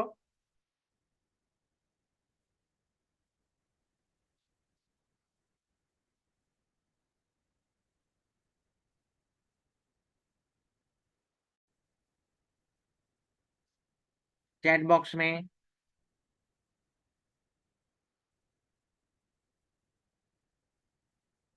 अगर नहीं है कोई क्वेश्चन तो उसमें भी लिखिए आपकी there is no any question, so that I can understand and we will go for the second session. The second session is about the holistic development and what the actually the crux of this National Education Policy 2020.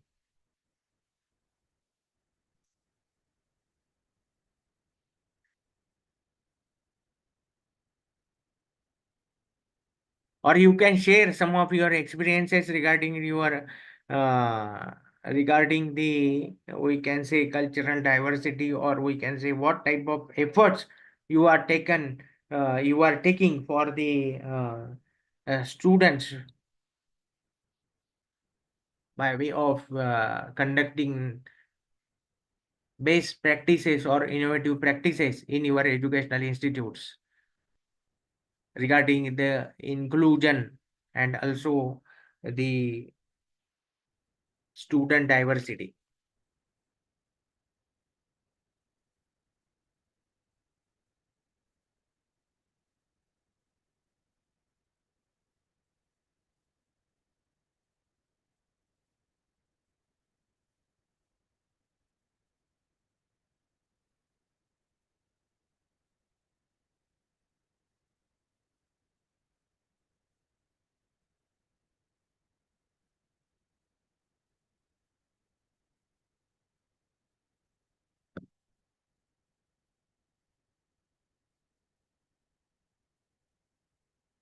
Yes, there is no any type of question regarding the presentation.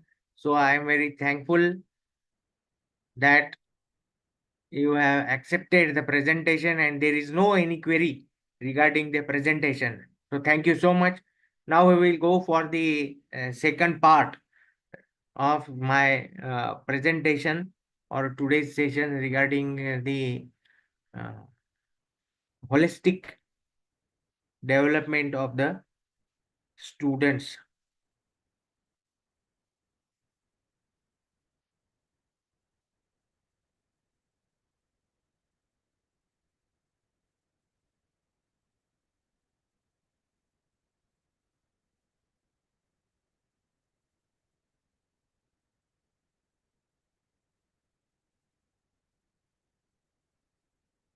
Before starting, I want to show you some of the videos so that you can understand the students' response to this national education policy.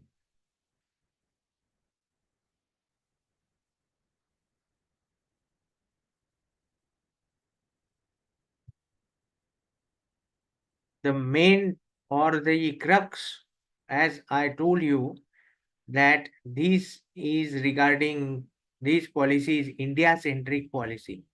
So, what do you mean by India centric policy right now, and what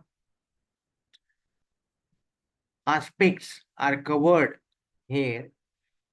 In the first part, we have discussed about the cultural diversity and inclusion. There we talked about the skill development. Though there are various types of cultural diversities, but we have to provide skill education to the students, vocational education. Then the education should be in mother language. So this is very important aspect that the policy makers have included in the policy, and it was the demand of the time. That number of countries I have visited, Moscow, Malaysia, there also the people, they are having their own mother tongue. They are not using any type of foreign language. When you visit the country, you have to speak them into their language only. They are not going to entertain you at all. So this was the situation. And but right now, what about the Bharat? That number of languages are there, and especially the English. But in foreign countries, nobody is talking in English. They have to speak in their own mother language in foreign countries. So this was the situation. Considering this is a very welcoming step by the policy makers that they have uh, provided the facility to learn in the mother language. Along with this, we have internship projects that you have to undertake on-job training facilities provided to the students. Then Indian knowledge system. So what is this Indian knowledge system? भारतीय ज्ञान परंपरा ऐसे उसको कहा जाता है. तो what is भारतीय ज्ञान परंपरा? भारतीय ज्ञान परंपरा यानी सनातन काल से जो भारतीय ज्ञान हमारा है उसको आगे बढ़ाना है. तो क्या भारतीय ज्ञान हमारा है? हमारी जो शिक्षा पद्धति है, वह शिक्षा पद्धति कैसी थी? तो वह शिक्षा पद्धति गुरुकुल शिक्षा पद्धति थी. हमको ये भी पढ़ाया गया है और उसके भी रिकॉर्ड्स हमारे पास में है. तो इन भारतीय medical science was the developed science all over the country. योग is a system to control your mind. But when we are learning psychology, you are learning only the Western philosophers and scientists. But what about the Bharatiya philosophers and Bharatiya yogis, Bharatiya saints, that they have contributed in mapping the mind? What exactly the mind is? Generally, in Western philosophy, brain equals to mind. But here, in Bharatiya philosophy, brain equals to intellect. इसको हम बुद्धि कहते हैं और mind को हम लोग मन कहते हैं. तो मन चार चीजों से बनता है. तो उसके बारे में भी भारतीय ज्ञान परंपरा में सीखने. ऐसे बहुत सारी चीजें हैं, गणित का विषय है, साइंस का विषय है. ये बहुत सारी चीजें जो है हमको, हमारा जो स्कल्पचर है, हमारी जो कलाएं हैं, 64 कलाओं वाला देश ऐसे भारत को कहा जाता है. तो ये 64 कलाएं कौन सी है, वो भी हमको ये भारतीय ज्ञान परंपरा में सीखना है. हमारे जो मंदिर है, वो मंदिर का स्ट्रक्चर कैसे बना हुआ है, उसके पीछे जो कारण है, वो कारण भी हमको जांचने पड़ेंगे. तो हमारी जो वाटर मैनेजमेंट सिस्टम है, उसको कैसे देखा जाएगा. हमारा जो व्यवस्थापन चल रहा था, मैनेजमेंट चल रहा था, वो कैसे था, बार्टर सिस्टम कैसे चल रही थी हमारी, वो सभी चीजें हमको भारतीय ज्ञान परंपरा इसमें सीखनी है. तो फिर से हम उसी चीजों का, वही व्यवस्था का आज के आधुनिक संदर्भ में उसको कैसे लागू कर सकेंगे, यह भारतीय ज्ञान परंपरा है।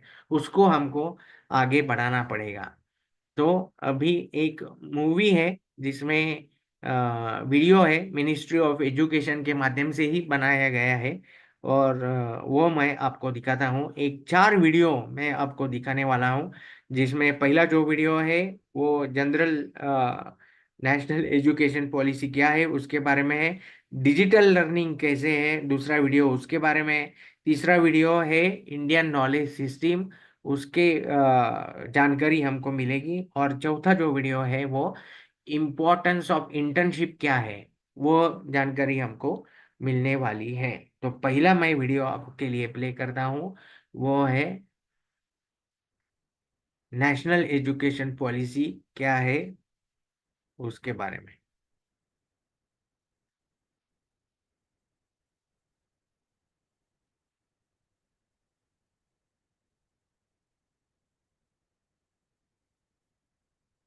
किताबें कहती हैं, अब कहानियां नई।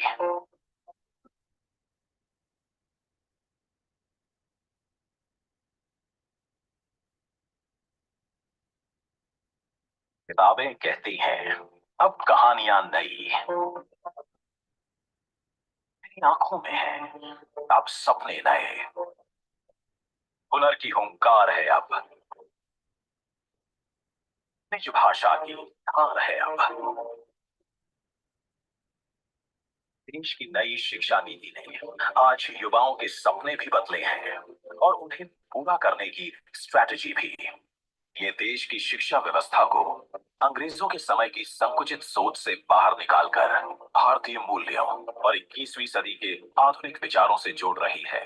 तभी तो युवा बन रहे हैं स्किल्ड, कॉन्फिडेंट और innovative global leaders.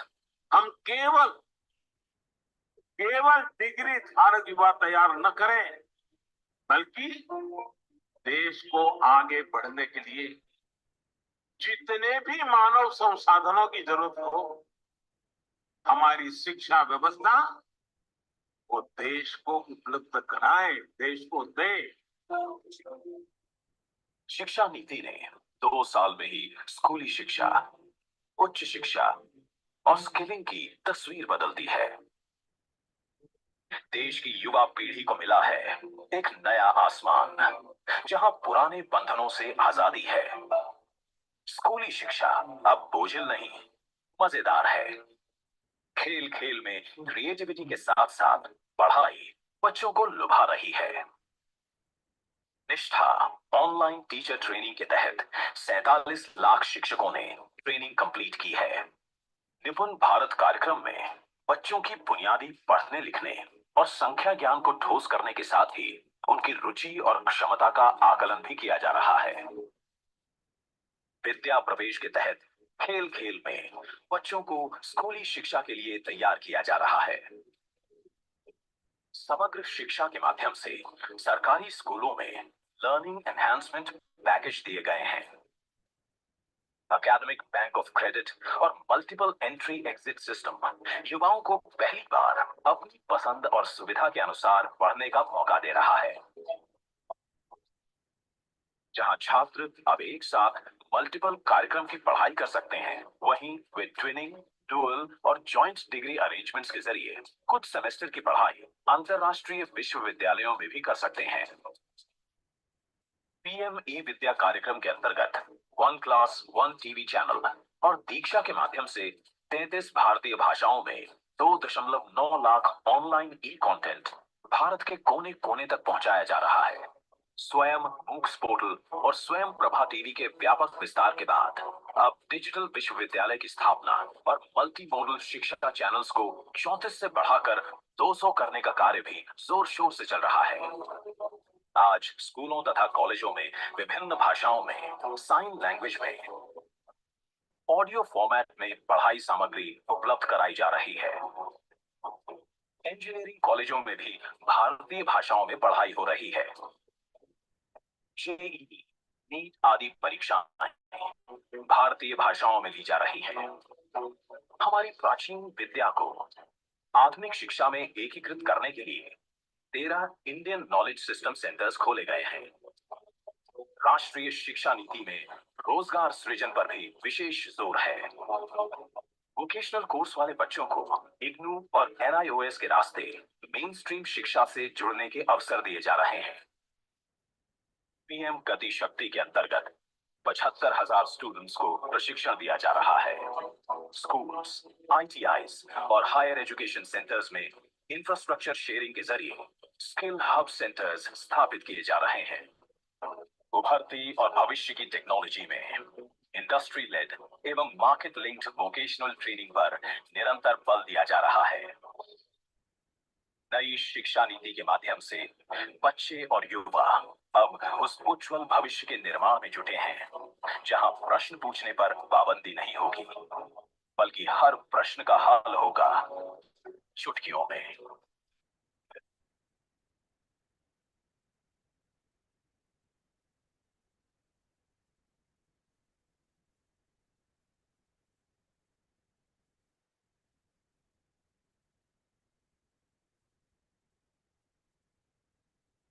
So this is the video regarding providing the complete information or taking an overview of the national education policy, what the national education policy suggests and what they have implemented right now.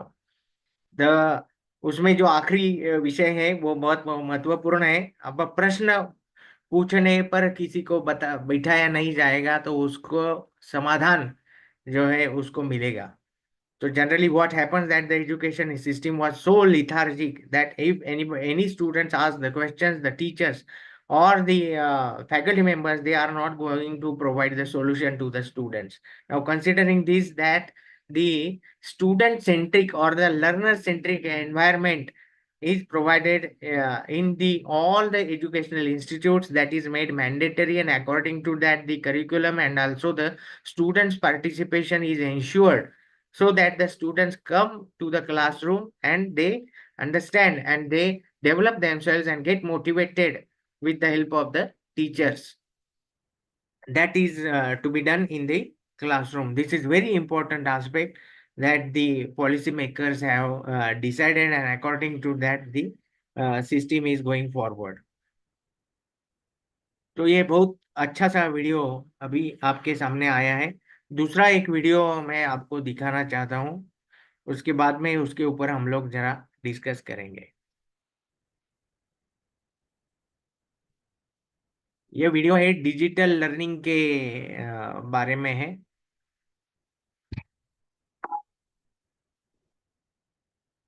Learning through online portals such as SWAM and NP.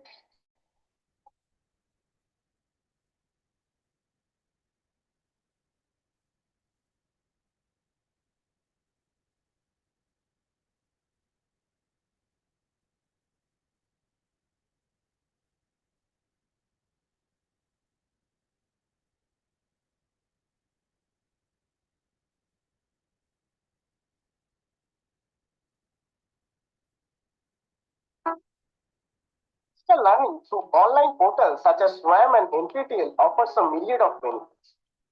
Digital learning is where you will learn remotely through an online portal.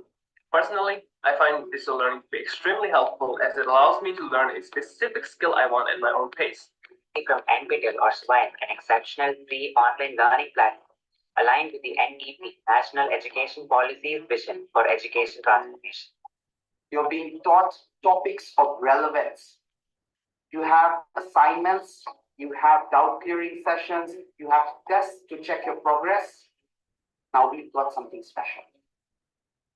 I myself have done an NPTEL course, and let me tell you, I firmly believe that this is a step towards the future of education and learning in general. The platform also offers variety of courses under 22 disciplines and internships for top performers, promoting experiential learning as encouraged by the NEP.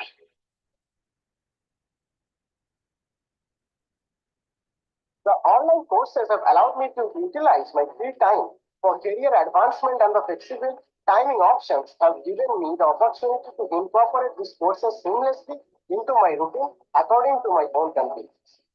The greatest advantage of digital learning is its flexibility.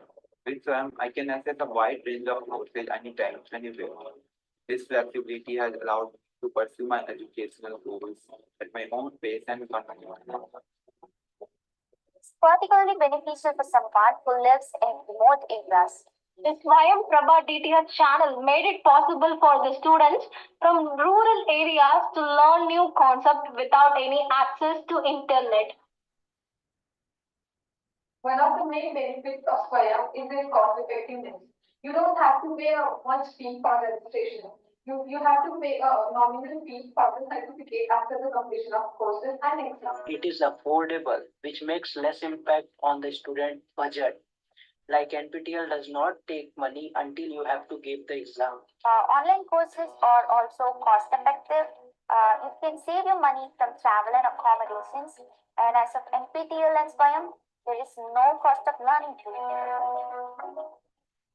These platforms offer a wide range of courses from top educational institutions, allowing students to access high quality lectures and study materials anytime, anywhere. It is provides very diversified courses where we can select what interest we have in. Additionally, interactive features like quizzes and discussion forums promote active engagement, enhancing understanding and knowledge retention. The learning platforms recognize the importance of certifications. These certificates not only validate my useful knowledge and also enhance my professional profile.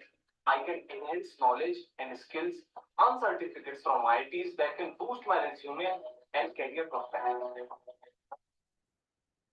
Dream of every engineering aspirant is to secure a seat at NITs or IITs, but unfortunately many couldn't.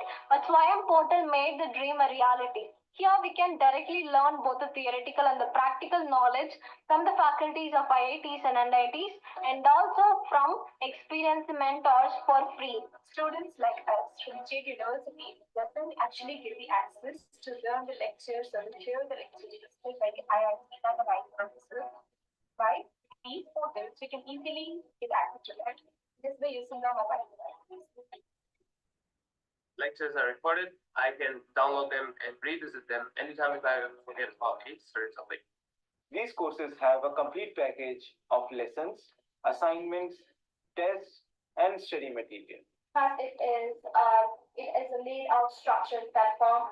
It was very interesting for me to get into a new topic while everything is laid out in front of me and I can get onto every topic by knowing where to start from and where to end.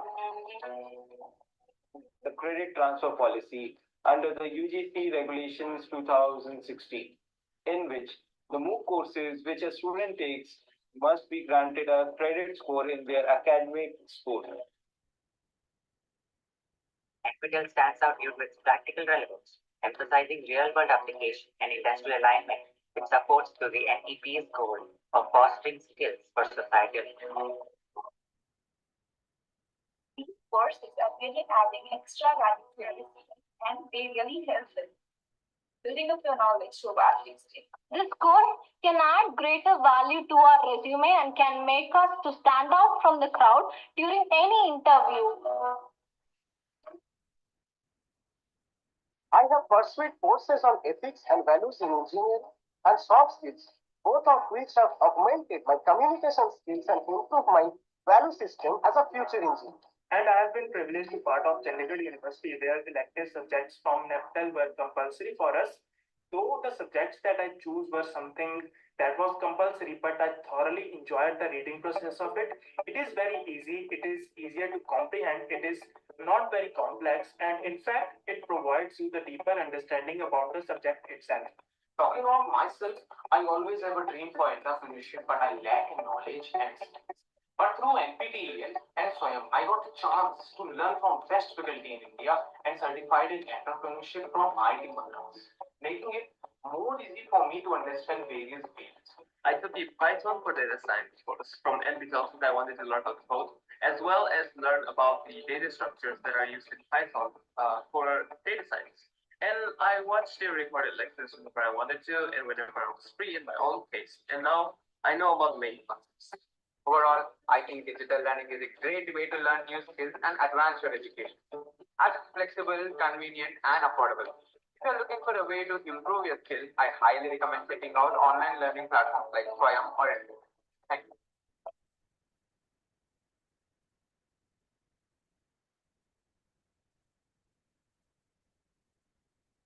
So this is regarding the digital learning process, and the participants or the students who have learned from the NPTEL and SWAYAM portal, they shared their experiences regarding their learning and their experiences, what they learned through online mode.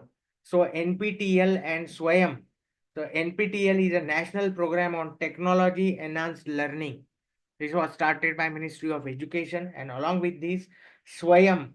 Swayam in Sanskrit is also named as a self, understanding self. But the long form of the Swayam is study webs of active learning for young aspiring minds. So these are the two platforms on the basis of which you are going to learn whatever you want. There are number of courses, बहुत सारे courses ये दो platform के ऊपर उपलब्ध है।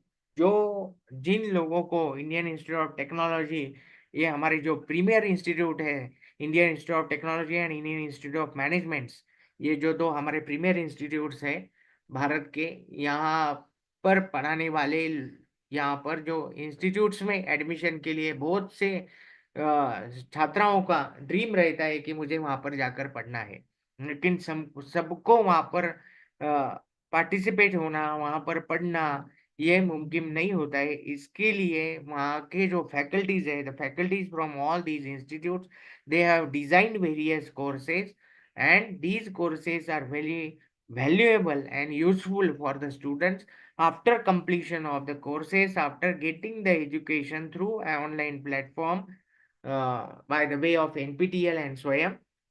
The students get added advantage, and they can get the number of job opportunities in their professional career. So this is the very impactful platform provided by the Ministry of Education in the digital area. The same number of startups had incorporated Udemy. This is the name of the startup where they are going to provide such type of courses. Then Upgrade, this is also a startup that they have started online courses and earned millions of rupees during the COVID pandemic period and after the COVID pandemic period. I have learned and read the story of Upgrade, and it is a very interesting story that after COVID pandemic, initially the upgrade was limited to Bharat only, but after completion or after overcoming the COVID pandemic, the upgrade is presented now in more than 25 countries. So this is the great success of this digital era, that digital platform is providing a quality education to the aspirants, and on the basis of these type of courses, digital courses, the students, they can get their upgraded skill development or vocational training, and they can flourish in their life and having the very attractive financial packages in multinational companies and overseas also. So this is the success of digital media. And now it is my urge to all of you that on your own basis, design your simple course of 2 credits. It has to be designed into 4 quadrants, and design your course on Google Classroom simply. It is very easy to design a particular course. For example, if you are teaching a poem for the students, for the faculty members of arts and humanities, or any type of content you have to design it for 2 credits and divide it into 4 quadrants, and uh, provide it to the students so that they can learn how to learn on the digital media, and also you get the confidence of designing a particular MOOCs courses for our students. The syllabus is already we have. We don't have to look for the syllabus or the curriculum. Already we have the curriculum. You have to just develop the contents into 4 quadrants and place it on your Google Classroom and provide the facility to the students up to the certification. So if you once overcome the situation, then definitely I'm sure that you can do number of such type of exercises and develop e-content. It is very useful for the appraisal of teachers. There is no any type of limitation in e-content development in the PBAS, that is a performance based appraisal system. That generally what when you are participating in seminar conferences or publishing your research papers in research journals, then there is a capping. But here for this e-content development there is a no any type of capping. So you can develop number of courses, you can start your own YouTube channel, you can provide the contents to your students with the help of quiz, with the help of Google Forms that you can do, which is very beneficial for the students at large. तो ऐसे करके हम लोगों को आगे बढ़ना है। ऐसे डिजिटल कंटेंट का अगर हम लोग यूज करेंगे तो हमारे स्टूडेंट्स भी ये डिजिटल कंटेंट बनाने में और उसका इस्तेमाल करने में अच्छी तरह से सहभागी हो सकते हैं और उनको भी यहाँ पर अच्छी सहूलियत मिल सकती है। तो इसको हम लोग आगे बढ़ा सकते हैं। तीसरा एक वीडियो मैं यहाँ पर आपको अभी दिखाता हूँ। It is regarding the importance of Indian knowledge system.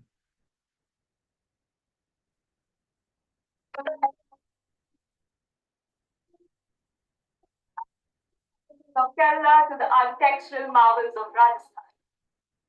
India's traditional knowledge is a mosaic. From the Ayurvedic practices of Kerala to the architectural marvels of Rajasthan. India's traditional knowledge is a mosaic of brilliance. And it focuses on development of mind, body, and spirit. It leads to nurturing of overall growth of students.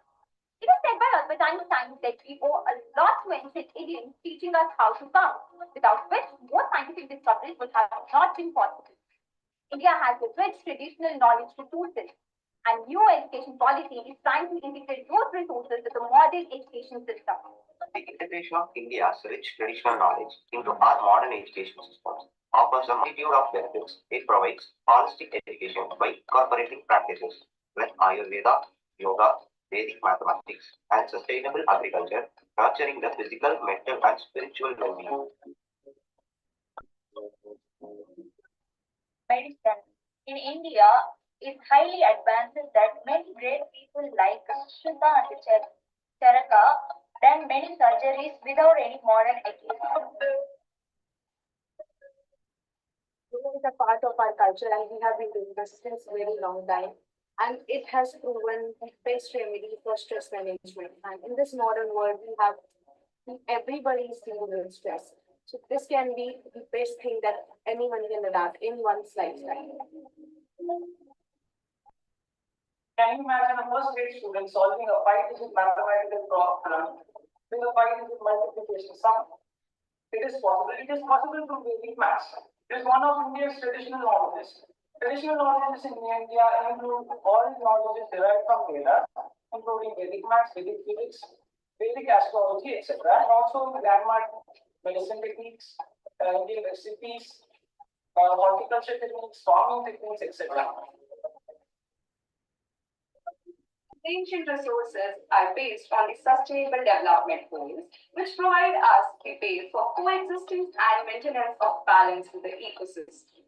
Sustainable practices like organic farming and renewable energy tackle climate change. Become the focal point. Integrating traditional art, craft, performing arts helps us celebrate our cultural heritage. Traditional knowledge often nurtures creativity and innovative practices such as storytelling, art, music, and indigenous technology. With these inclusions, students can be encouraged to think creatively and explore alternative approach to any given situation. By incorporating Vastu Shastra in modern education, students can learn about sustainable building materials, natural ventilation, and efficient use of space. Ancient texts foster problem solving and innovation. Ethics and values guide decision making. The leadership qualities and the decision making abilities that one always requires in life. I think we can very well learn from our ancient Indian texts, like the Arthashastra from Chanakya, our Bhagavad Gita, and Ramayana, Mahabharata. Confluence of these systems can foster cross-cultural understanding, promote intercultural dialogue, and ease the exchange of knowledge and ideas between different cultures and countries. The integration of India's ancient knowledge into the modern education system holds immense promise. It instills cultural appreciation, promotes sustainable solutions, sparks innovation, and creates a platform for research and collaboration. Let's celebrate the third anniversary of NEP 2020 by advocating for the integration of Asian knowledge into education. Together, we can preserve our heritage and empower future generations.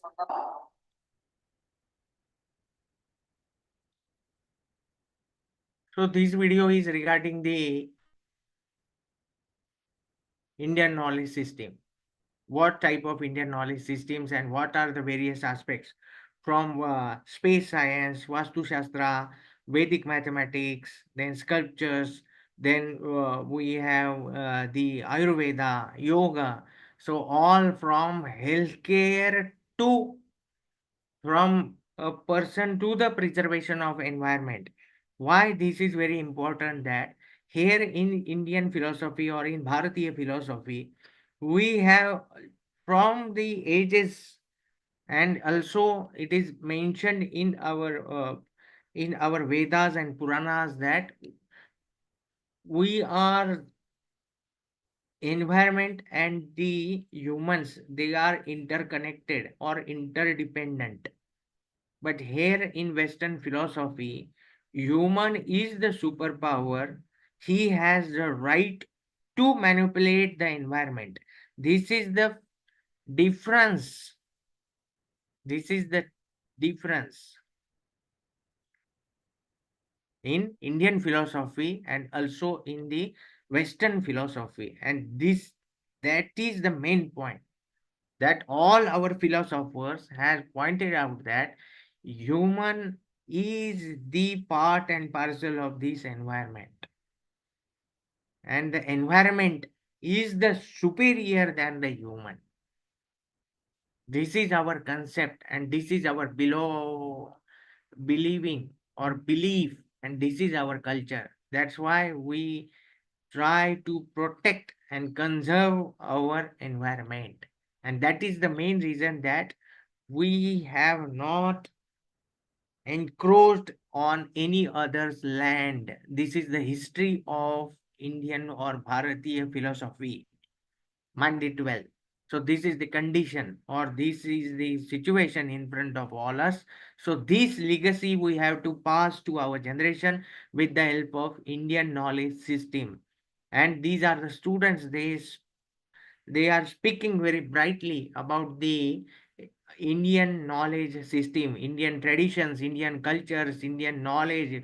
We have the treasure of Indian knowledge in front of us.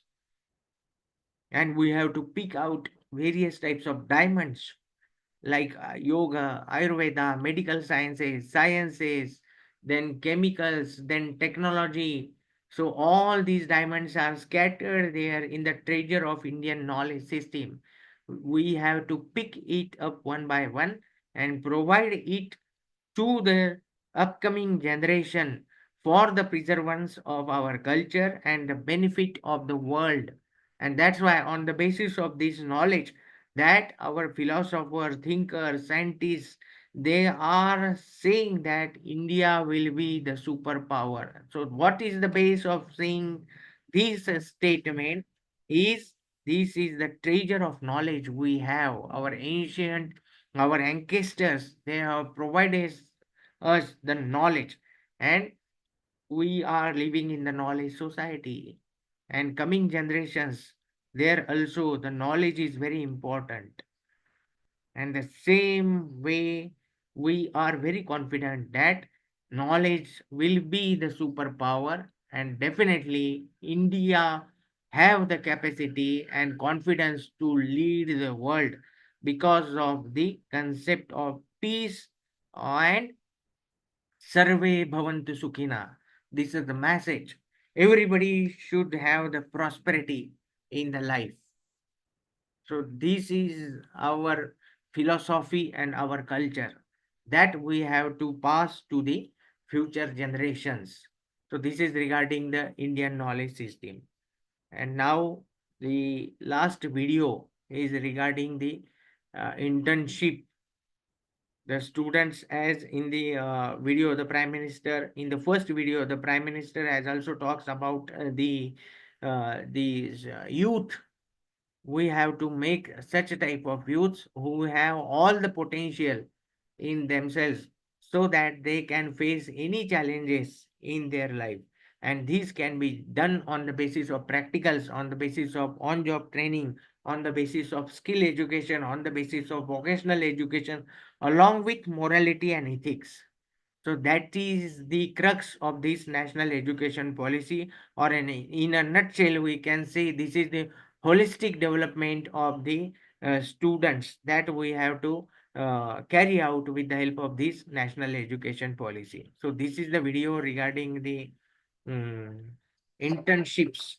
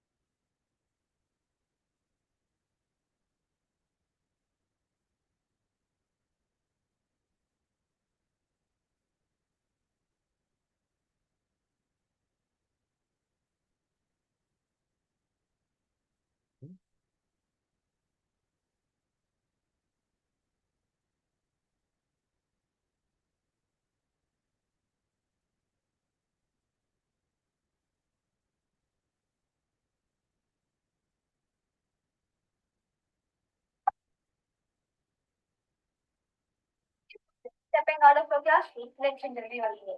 This is what internships and industrial visits do. They give you a taste of actual work environment where you learn practical skills that textbooks don't teach. You get to work with well-seasoned professionals that acts as your mentor, guiding you towards success. It provides you with the experience that your first job requires. Contrasting to what people believe, an internship is not a job. It is a taste of corporate life. It is a taste of how you present yourself. It is a taste of how you communicate in a team, how you work together to achieve a goal. जब हम internship पर जाते हैं तो उसका हमें अनुभव प्राप्त होता है। जैसे मैं हूं जो क्या एक शिक्षक बनने की जो इंटर्नशिप है उसके लिए बीएड कर रहा हूं, तो क्या होता है जब इंटर्नशिप में जाते हैं तो हमें वो सारे अनुभव प्राप्त होते हैं जो हमें भावी जीवन में आवश्यक है। With the experience on how the actual work takes place, it helps students in deciding the field they want to specialize and pursue after they graduate.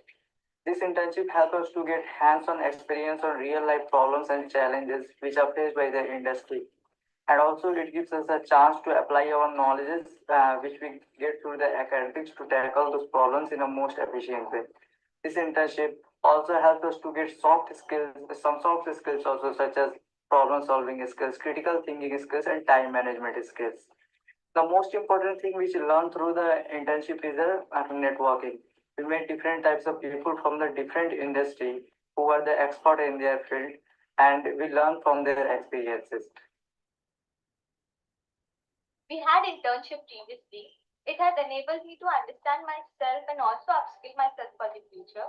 Not only this, but it has also helped me explore opportunities that are existing in the market but are not spoken about a lot. Internship experiences, industry visits gives you a whole new perspective into it and ends up giving you direction to your life. During my time at Flipkart, I had the opportunity to understand the roles of various stakeholders in a dynamic business environment. I also had to collaborate with various teams such as the marketing, operations, and logistics that gave me a holistic understanding of the whole supply chain process. I also had to take up a lot of real time decisions and had to face challenges head on. These experiences contributed majorly to my personal and professional development, preparing me to confidently navigate the job market. The new education policy, along with these experiences, equip me with essential job readiness skills.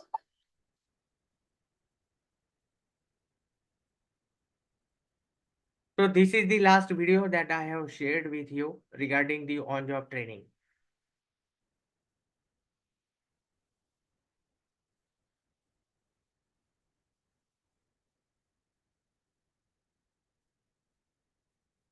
Now, these are the experiences of the students and also the budding teacher that has presented regarding the on-job training.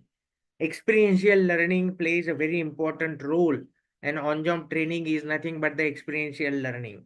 Whatever you learn in the classroom, that you have to experience on the field, and this experiential learning is attempted with the help of this on-job training. The students, they actually visit the places, go to the field, and have the experience regarding their knowledge.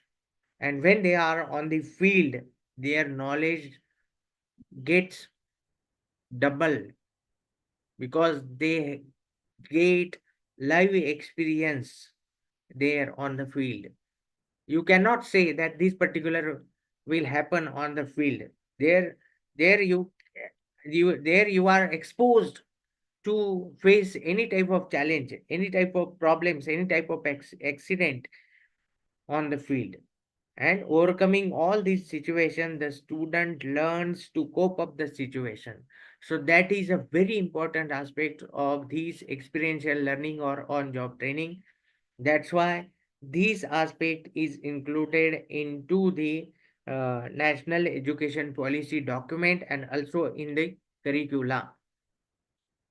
So another point I have to mention here that the uh, the students or the teachers from the Faculty of Humanities and Arts, they are very feeling dejected when this on-job training and experiential training is incorporated into the curricula. That where from where our students, especially from the students of art and social sciences, where they can get these on-job training. So for them or for the students of commerce, they have the CA, CS, whereas banking sector is there. In companies, they can be accommodated. So these are the facilities, or these are the opportunities for the students having the commerce background or who are engaged in commerce faculty. But for the students who are in arts and social sciences, they have n number of opportunities. Engineering students, science students, and commerce students, they have limited scope as compared to arts students and social sciences students. But you have to provide the attitude and provide the multidimensional to the aspects of seeing the things. Then definitely you can able to provide n number of opportunities to the students of arts and social sciences. For example, if you are a student of English, or if you are student of any language, then definitely you can do work in the field of journalism, in the field of radio, in the field of printing, in the field of desktop operating, in the field of typing, in the field of company, in the field of official assistance. In each and every sector, the person who has the language proficiency is required. Along with that, he must have the knowledge of office administration. Then definitely his position will be there in the office administration. So this is the scope for the students, and you can send your students for the on-job training into the area that are that is the radio, FM radio stations, community radio stations are increasing right now. FM radio stations are increasing right now. Every city they have the FM radios, and the students in rural and urban area they can be accommodated there, and they can start number of programs and uh, become self-sufficient or self-earning. So this then printing area is there. Then media management, this is the new area where the students and the social science students they can be accommodated or they can have the number of job opportunities. So according to your vision and according to your insights, you can develop yourself. Like I am saying that social media, digital content creation, YouTube channels, then Facebook, podcasting, these are the number of areas where you can accommodate the students from arts and also the students from social sciences, and each and every sciences or the faculties they can do well in on the social media and earn lots of money with the help of this digital creation. As I have mentioned the story of upgrade, that they are earning in millions. So this is the situation, or this is the power of digital economy or going digitization. So number of opportunities are there right now, but you have to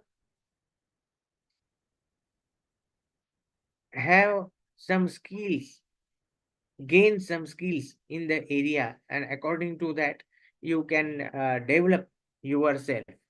So this is the situation in front of all of us now.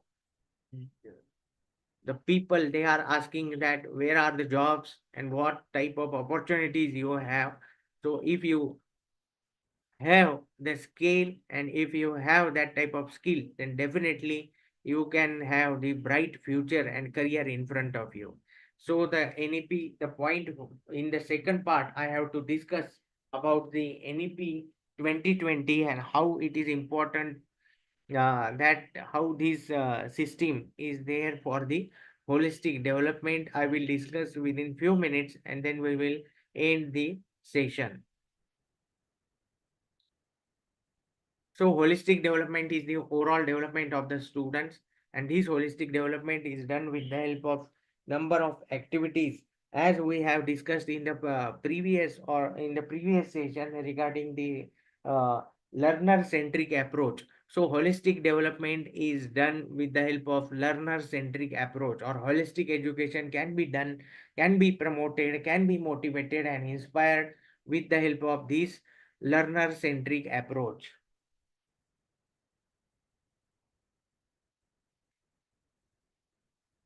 Or student centric approach, we can say the basic idea we have discussed about the student centric approach and important aspect that on job training, assessment of teachers, Indian knowledge systems and universities and colleges. So all these are the aspects that we have to cover when we are talking about the student centric approach.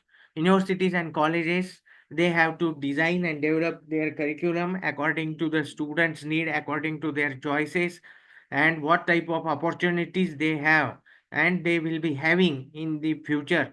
According to that you have to design the courses, and much stress has to be provided on the students interest. So the mother language education should be imparted into mother language. That is the prime area where we have to focus, and according to that inclusion of computer, inclusion of ICT, inclusion of artificial intelligence, that should be incorporated into the curricula.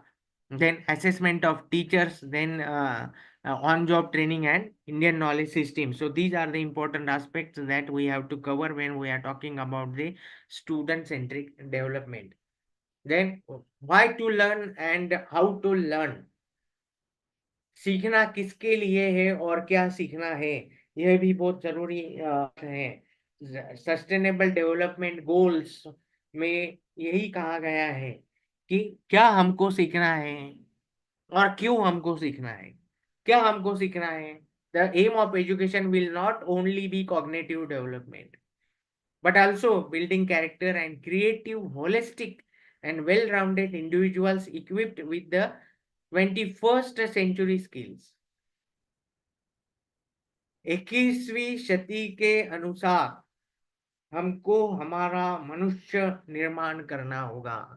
मनुष्य निर्माण की प्रक्रिया हमको आरंभ करनी होगी, लेकिन वह 21वीं सदी के अनुसार होनी चाहिए।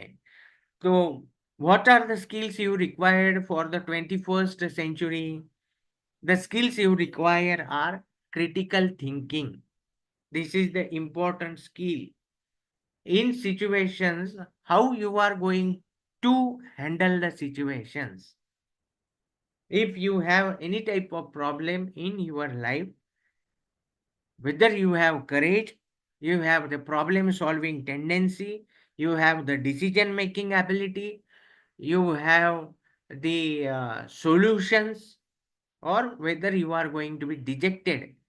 That type of abilities we have to develop among the budding citizens, or we can say we require that type of 21st century skills.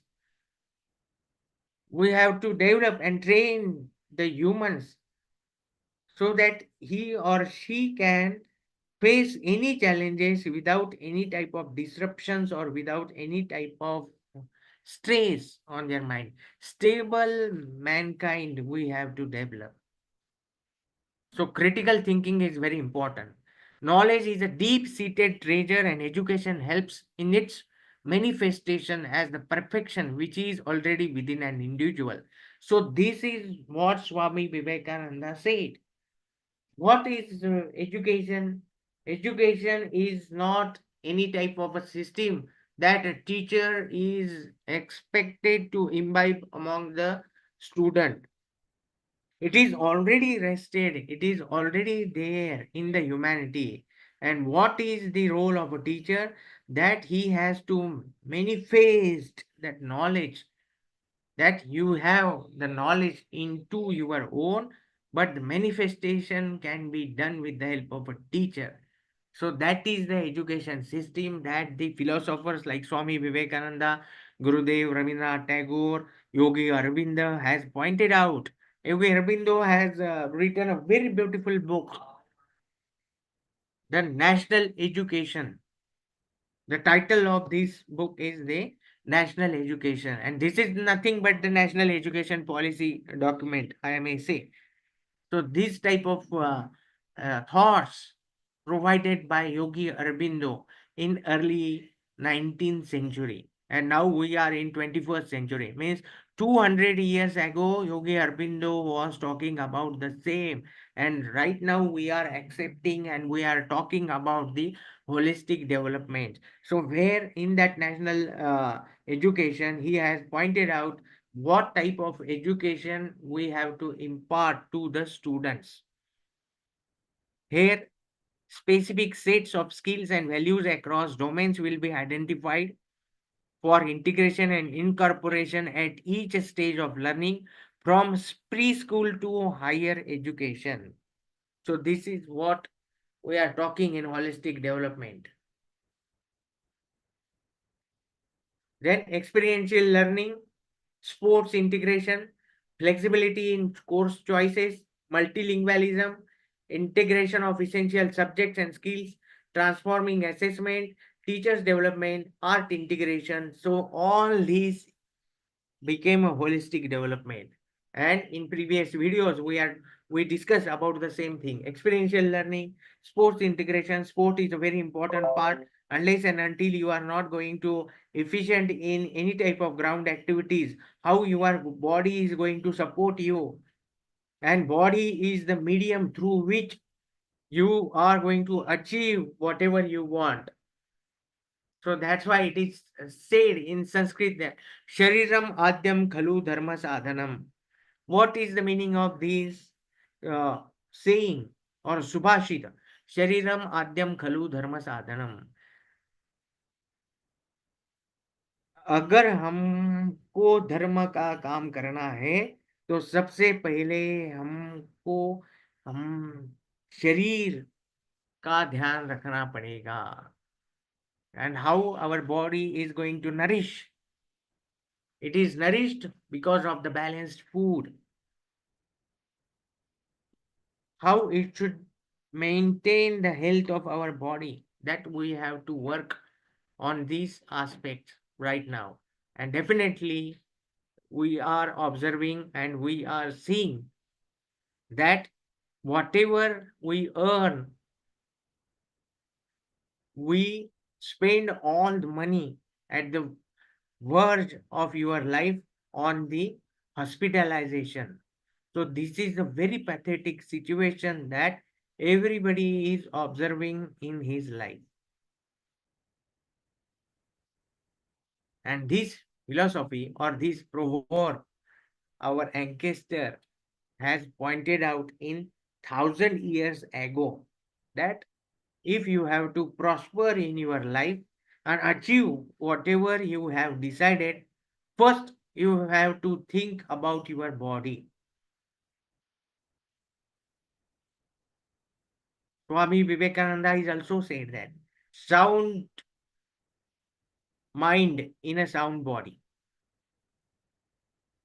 And mind plays a very important role in developing your body and your personality, shape your personality.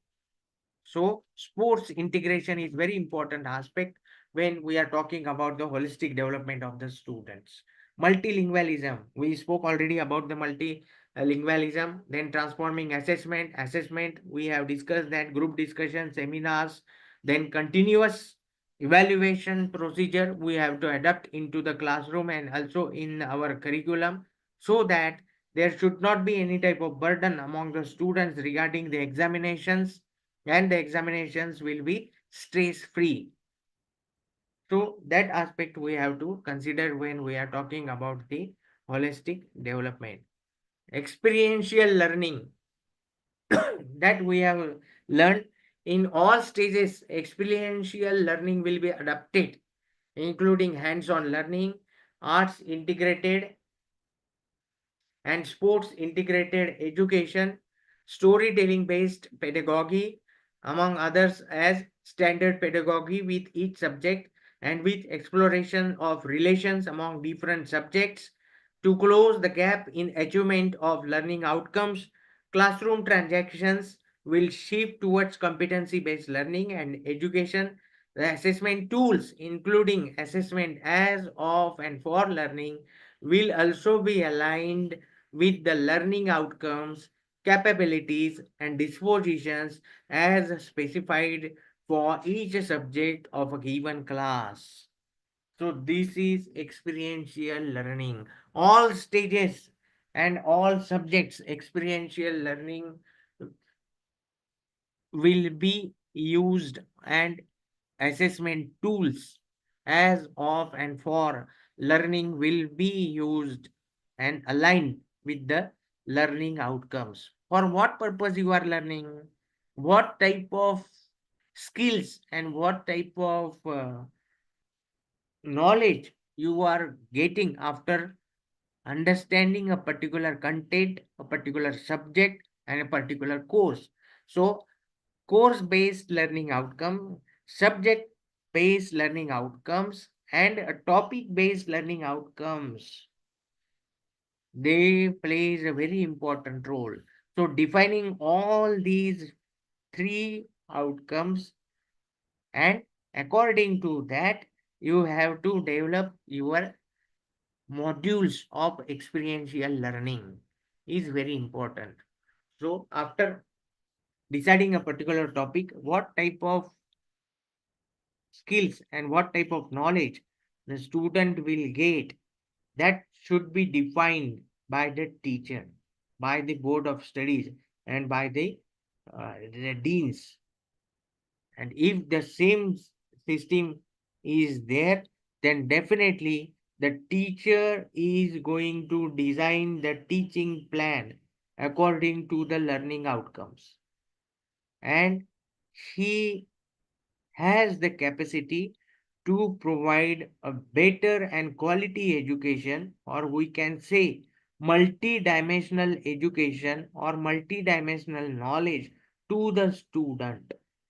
But we have to define the learning outcomes, and according to that, the student or the teacher will provide them experiential learning. So that is very important regarding the experiential learning. Art integration, generally we are using the art in the example of singing.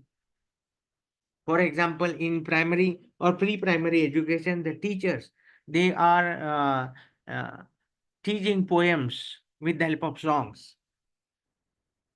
Generally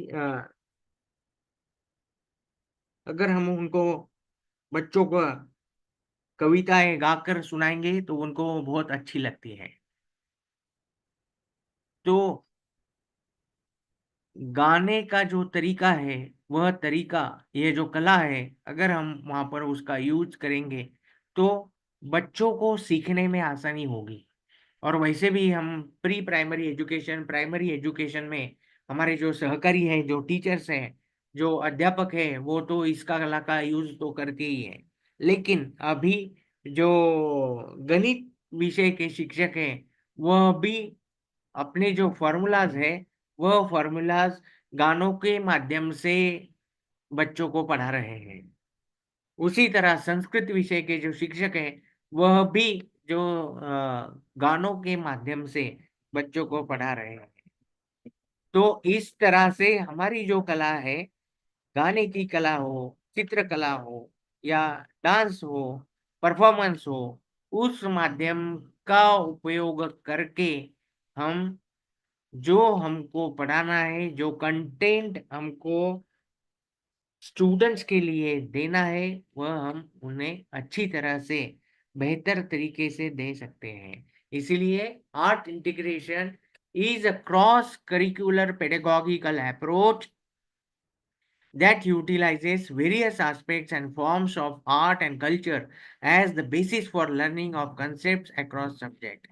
As a part of the thrust on experiential learning, art integrated education will be embedded in classroom transactions not only for creating joyful classrooms but also for imbibing the Indian ethos through integration of Indian art and culture in the teaching and learning process at every level. This art integrated approach will strengthen the linkages between education and culture. So हमारी जो कला है, dance कला हो, गान कला हो, उसी के साथ में जो नाट्य कला हो, अगर हम लोग डायलॉग बोलेंगे, डायलॉग बच्चों को देंगे, अगर वो अभिनय के साथ सादर करेंगे, तो बच्चों में जो लड़खड़ाने की बात है, अगर कुछ बच्चों को बोलने में दिक्कत है, अगर उसे हम कुछ संस्कृत के श्लोक देंगे, संस्कृत के डायलॉग्स देंगे, उसका पठन या पाठन कराएंगे, तो उस माध्यम से उसकी जिह्वा का जो लचीलापन है, उसको वह अधिक गति मिलेगी और वह उसे बोलने में, स्पीच थेरेपी में उसका बहुत सारा यूज हम लोग कर सकते हैं और उसके परिणाम भी बहुत अच्छी तरह से देखे गए हैं, लाभदायक परिणाम उसके देखने को मिले हैं। So this is because of the art, because of the language that we are using in the classroom, and we are interconnecting this art into the classroom with various types of uh, content and with the cultures. So cultural integration must be maintained with the help of this art integration in the classroom. It is not only for the enjoyment or creating a joyful environment in the classroom, मजे के लिए नहीं है या बच्चों को उसमें आनंद आए, इसके लिए भी नहीं है। आनंद तो मिलना ही है। एजुकेशन हमको जो बेसिक माध्यम है एजुकेशन का, वह उसका जो मूल उद्देश्य है, वह आनंद के साथ शिक्षा प्रदान करना है। यही बेसिक उद्देश्य है, यही मूल उद्देश्य है। तो आनंद तो है ही, उसी के साथ हमारी जो विभिन्न संस्कृतियां हैं, उनका भी मेल मिलाप होना चाहिए। इसके लिए यह आर्ट इंटीग्रेशन बहुत जरूरी है। स्पोर्ट्स इंटीग्रेशन के बारे में हम लोगों ने बात की है। शरीर माध्यम खलु धर्म साधनम, sound mind in a sound body और sound body in a sound mind, ऐसे भी कह सकते हैं, वाइस वर्सा, क्योंकि मन को अच्छा नहीं रहता है तो बॉडी भी अच्छी नहीं रहती है, और बॉडी अच्छी नहीं है तो मन भी अच्छा नहीं रहता है। तो these are interdependent things. So sports plays a very important role. Every student must have his own game. हर एक बच्चे का अपना एक खुद का खेल होना चाहिए, उसे एक खेल में रुचि होनी चाहिए, और उसके लिए जो उसके अभिभावक हैं उन्होंने भी प्रयत्न करने चाहिए, उन्होंने भी उसके लिए वैसा एनवायरनमेंट उसको देना चाहिए। परसों ही में हमारे एक मित्र है, उसके घर में दिवाली के समय जाना हुआ, तो उसके उनसे बात की, उनका जो लड़का है 5 साल की आयु है, उससे बात करते करते उसको मैंने पूछा कि आप कौन से स्पोर्ट्स क्लास में जाते हैं क्या, तो उन्होंने कहा कि नहीं। उसका कारण मैंने पूछा तो उन्होंने बताया कि यह जरा वीक है, ऐसे उन्होंने मैंने मुझे बताया, ये जरा अशक्त है। तो मैंने उनको कहा अभी 5 साल की आयु में अशक्त है, अगर अभी वो आगे मैदान में नहीं जाएगा, ग्राउंड में नहीं जाएगा, कौन सा खेल नहीं खेलेगा, तो आगे कैसे बढ़ेगा और सशक्त कैसे रहेगा। तो उसको आगे बढ़ावा हम लोगों को ही देना है। अगर हमें हमारा समाज अच्छा, निरोगी और स्वस्थ बनाना है तो उसे मैदान में जाना ही पड़ेगा। मोबाइल और डिजिटल गैजेट्स के सामने सोशल मीडिया उसके हाथ में थमाने से पहले उसको मैदान में भेजना बहुत जरूरी है। उसका शारीरिक विकास भी होगा, मानसिक विकास भी होगा, और बौद्धिक विकास भी होगा, क्योंकि हमारे बहुत सारे जो खेल है वह खेल चारों विकास के लिए बहुत ही लाभदायक है। शारीरिक विकास, मानसिक विकास, बौद्धिक विकास और आध्यात्मिक विकास, ऐसे चारों विकास जो है वह हमारे खेलों के माध्यम से होते हैं। तो इसीलिए sports integration is very important aspect that we have to cover in school as well as in higher educational institutes. एक बात हम लोगों ने की, generally what happens that the students in the college they participate in number of activities, but what about teachers, whether teachers are going to participate? कभी आपने देखा है टीचर्स लोग पार्टिसिपेट हुए हैं, उनके लिए कोई स्पोर्ट्स एक्टिविटीज हुई है? तो हमने हमारे महाविद्यालय के माध्यम से टीचर्स लोगों के लिए, जो फैकल्टी मेंबर्स हैं, उन फैकल्टी मेंबर्स के लिए we organize number of sports activities, and all everybody is very happy in participating in the activities. Generally the teachers they are participating in marathon only, but what about rest of the activities? For example, archery is there, long tennis is there, table tennis is there. So what about these activities? Football is there, volleyball is there. No teacher is going to participate in such type of sports activities.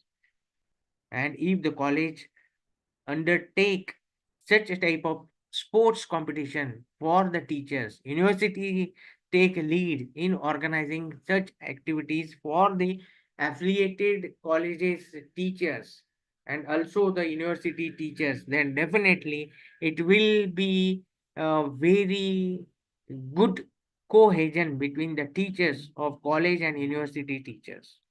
So what type of skills you are going to develop when we participated in such type of sports activities are self-initiative, self-direction, self-discipline, teamwork, responsibility, citizenships.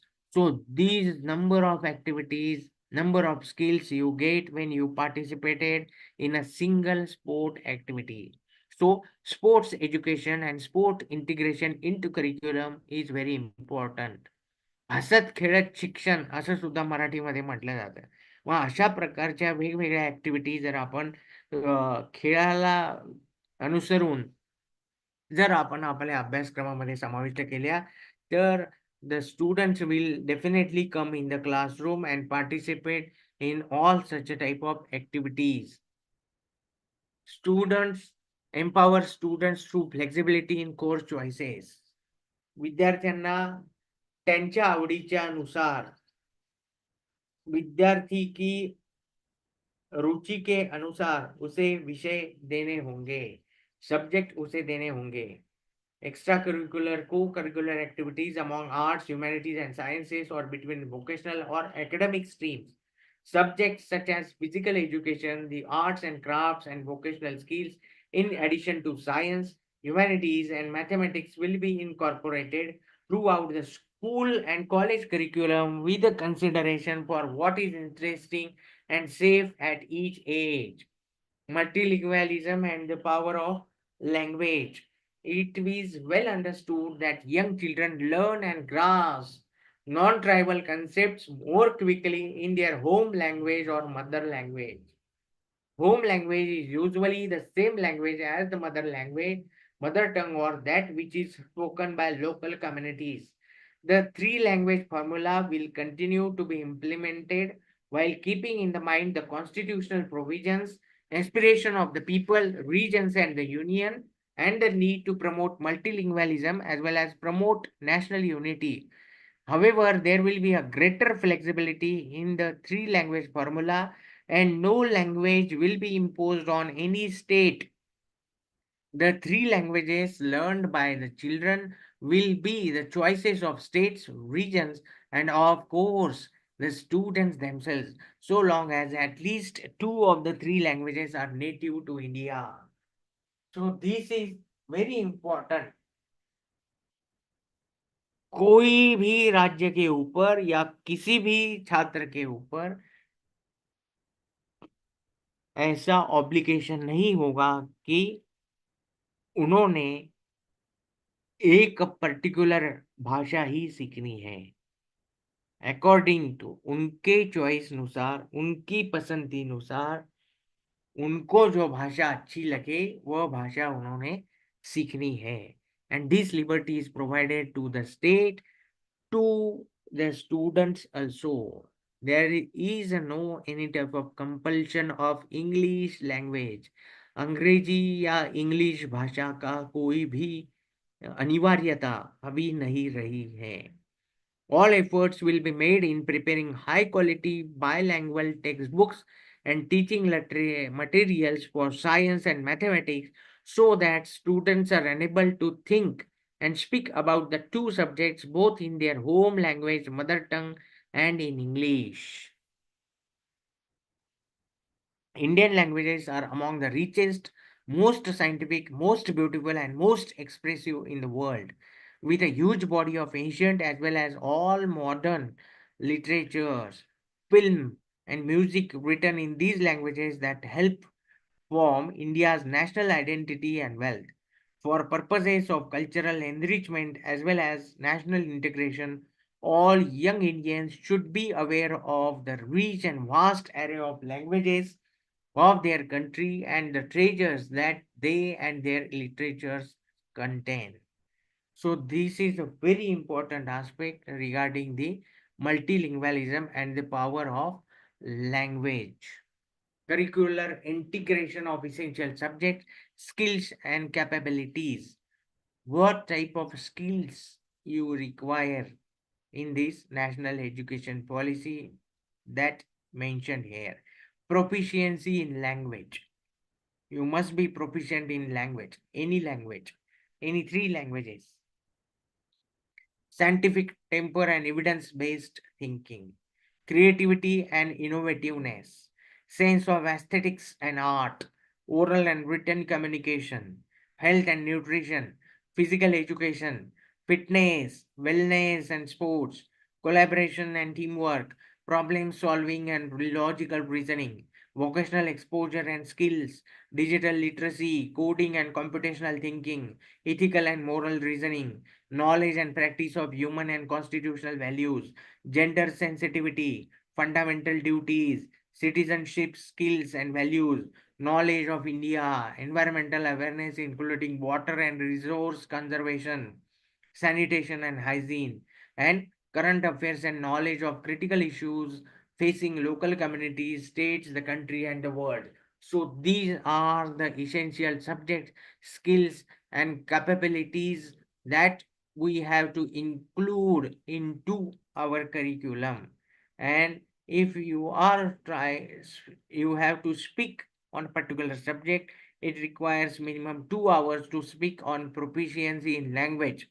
For example, sanitation and hygiene, knowledge of India, citizenship skills and values, gender sensitivity, fundamental duties and fundamental rights. So these are very core aspects that we have to impart to our budding citizens of Bharat, on the basis of which we can have the better results and empower our nation. So for that purpose, so these subjects, the list of these subjects, we have to include into our subject, and then only the better results we can achieve. Concentrated curriculum and pedagogical initiatives. What initiatives we have to undertake? Then artificial intelligence, use of artificial intelligence, design thinking, holistic health, organic living, environmental education, and global citizenship education that we have talked earlier. That the syllabus or the course content should be designed, or the we can say the human resource we have to develop according to the needs of the global, and we have to make the citizen as a global citizen, not limited to a particular nation. He or she should be the global citizen. What major recommendations are there in NEP for the higher education? Moving towards a higher educational system consisting of large multidisciplinary universities and colleges with at least one in or near every district. एक जिले में एक ही विश्वविद्यालय रहेगा या college रहेगा, with more HEIs across India that offer medium of instruction or programs in local Indian languages. Moving towards a more multidisciplinary undergraduate education. Moving towards faculty and institutional autonomy. Revamping curriculum, pedagogy, assessment, and student support for enhanced student experiences. 10. Reaffirming the integrity of faculty and institutional leadership positions through merit appointments and career progression based on teaching, research, and service. Establishment of a National Research Foundation, NRF, to fund outstanding peer-reviewed research and to actively seed research in universities and colleges. Governance of HEIs by high qualified independent boards having academic and administrative autonomy. Light but tight regulation by a single regulator for higher education. Increased access, equity, and inclusion through a range of measures, including greater opportunities for outstanding public education. Scholarships by private philanthropic universities for disadvantaged and underprivileged students. Online education and open distance learning. All infrastructure and learning materials accessible and available to learners with disabilities. So this is regarding the gender discrimination and also the inclusion, access, equity, and inclusion. Diversity, as we have seen in the first part, that we are diverse, but considering this diversity, we have to provide the equity and access to all in the education system and in all strata of the society. And for that purpose, we have to make some provisions, and those provisions are with the help of scholarships, financial assistance provided to the students who are economically deprived, scholarships by private and philanthropic universities for disadvantaged and underprivileged students. Then the students who are unable to attend the regular classes. Then for them, online education and open distance learning, that platform we have provided. Along with this, the students, all infrastructure and learning materials accessible and available to learners with disabilities, that we have to decide. Then HEI in Bharat, there will be only 3 institutions going forward in higher education institute. First one is the research intensive universities. Universities will be there, no doubt, as we have talked about that, the uh, one district, one university or college. But that universities are not affiliating universities. They will be only research intensive universities. Third one is teaching intensive universities. Universities will be there, but they will engage only in teaching. Some universities will engage only in research. And the third higher education institutes will be autonomous colleges. So affiliation will not be there in future. Only the autonomous colleges will be there. Colleges will be there, but they have to accept the autonomy. And research intensive universities and teachers intensive universities, that will be there in the system. Credit based courses we have to develop on community engagement and service, environmental education, climate change, pollution, waste management, sanitation, conservation of biological diversity, management of biological resources and biodiversity, forest and wildlife conservation, and sustainable development and living. So these type of presentations, these type of courses we have to design and develop regarding the more holistic and multidisciplinary education system. Then what about the value-based education? For value-based education, we have to development of humanistic, ethical, constitutional, and universal human values of truth, that is satya, righteous conduct, that is dharma, peace, that is shanti, then prem, love, non-violence, that is ahimsa, then developing of scientific temper, citizenship values, and also life skills, lessons in seva or service, and participation in community service programs will be considered an integral part of a holistic education. So these are the examples that you are able to concentrate and design and develop into your curriculum. What will be the structure in higher education system? Undergraduate degree will be there for of 3 to 4 years. Then 4 year degree with research. If the student completes a rigorous research project in their major areas of study as specified by the HEI, Higher Education Institute. HEI will have the flexibility to offer different designs of master programs. There may be a 2 year program with a second year devoted entirely to research for those who have completed 3 years bachelor's program. And for students completing a 4 years bachelor's programs with research, there could be a 1 year master's program, and there may be an integrated 5 years bachelor's program or master's program. Undertaking a PhD shall require either a master's degree or a 4 year bachelor's degree with research. Now, some of the institutes that they have started this 5 year bachelor's program with research.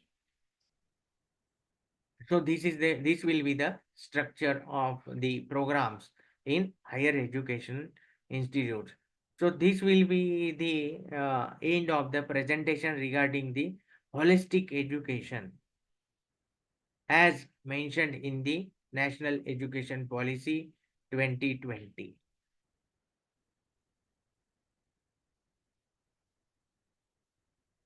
If you have any questions, please ask. We have 10 minutes.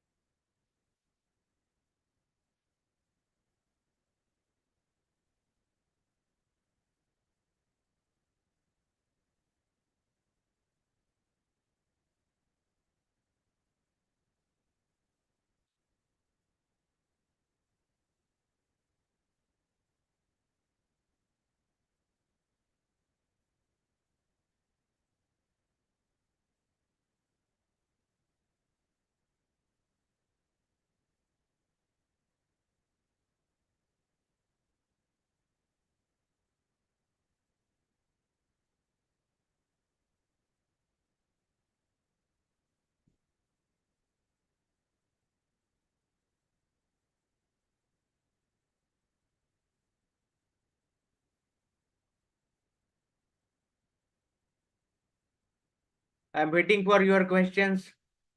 Yes, please.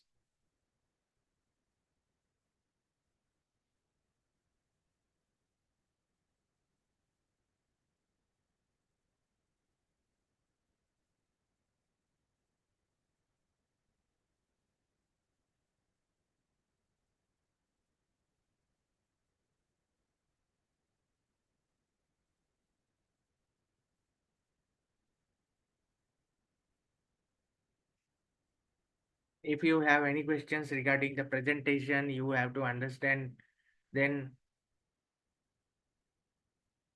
I will discuss with you.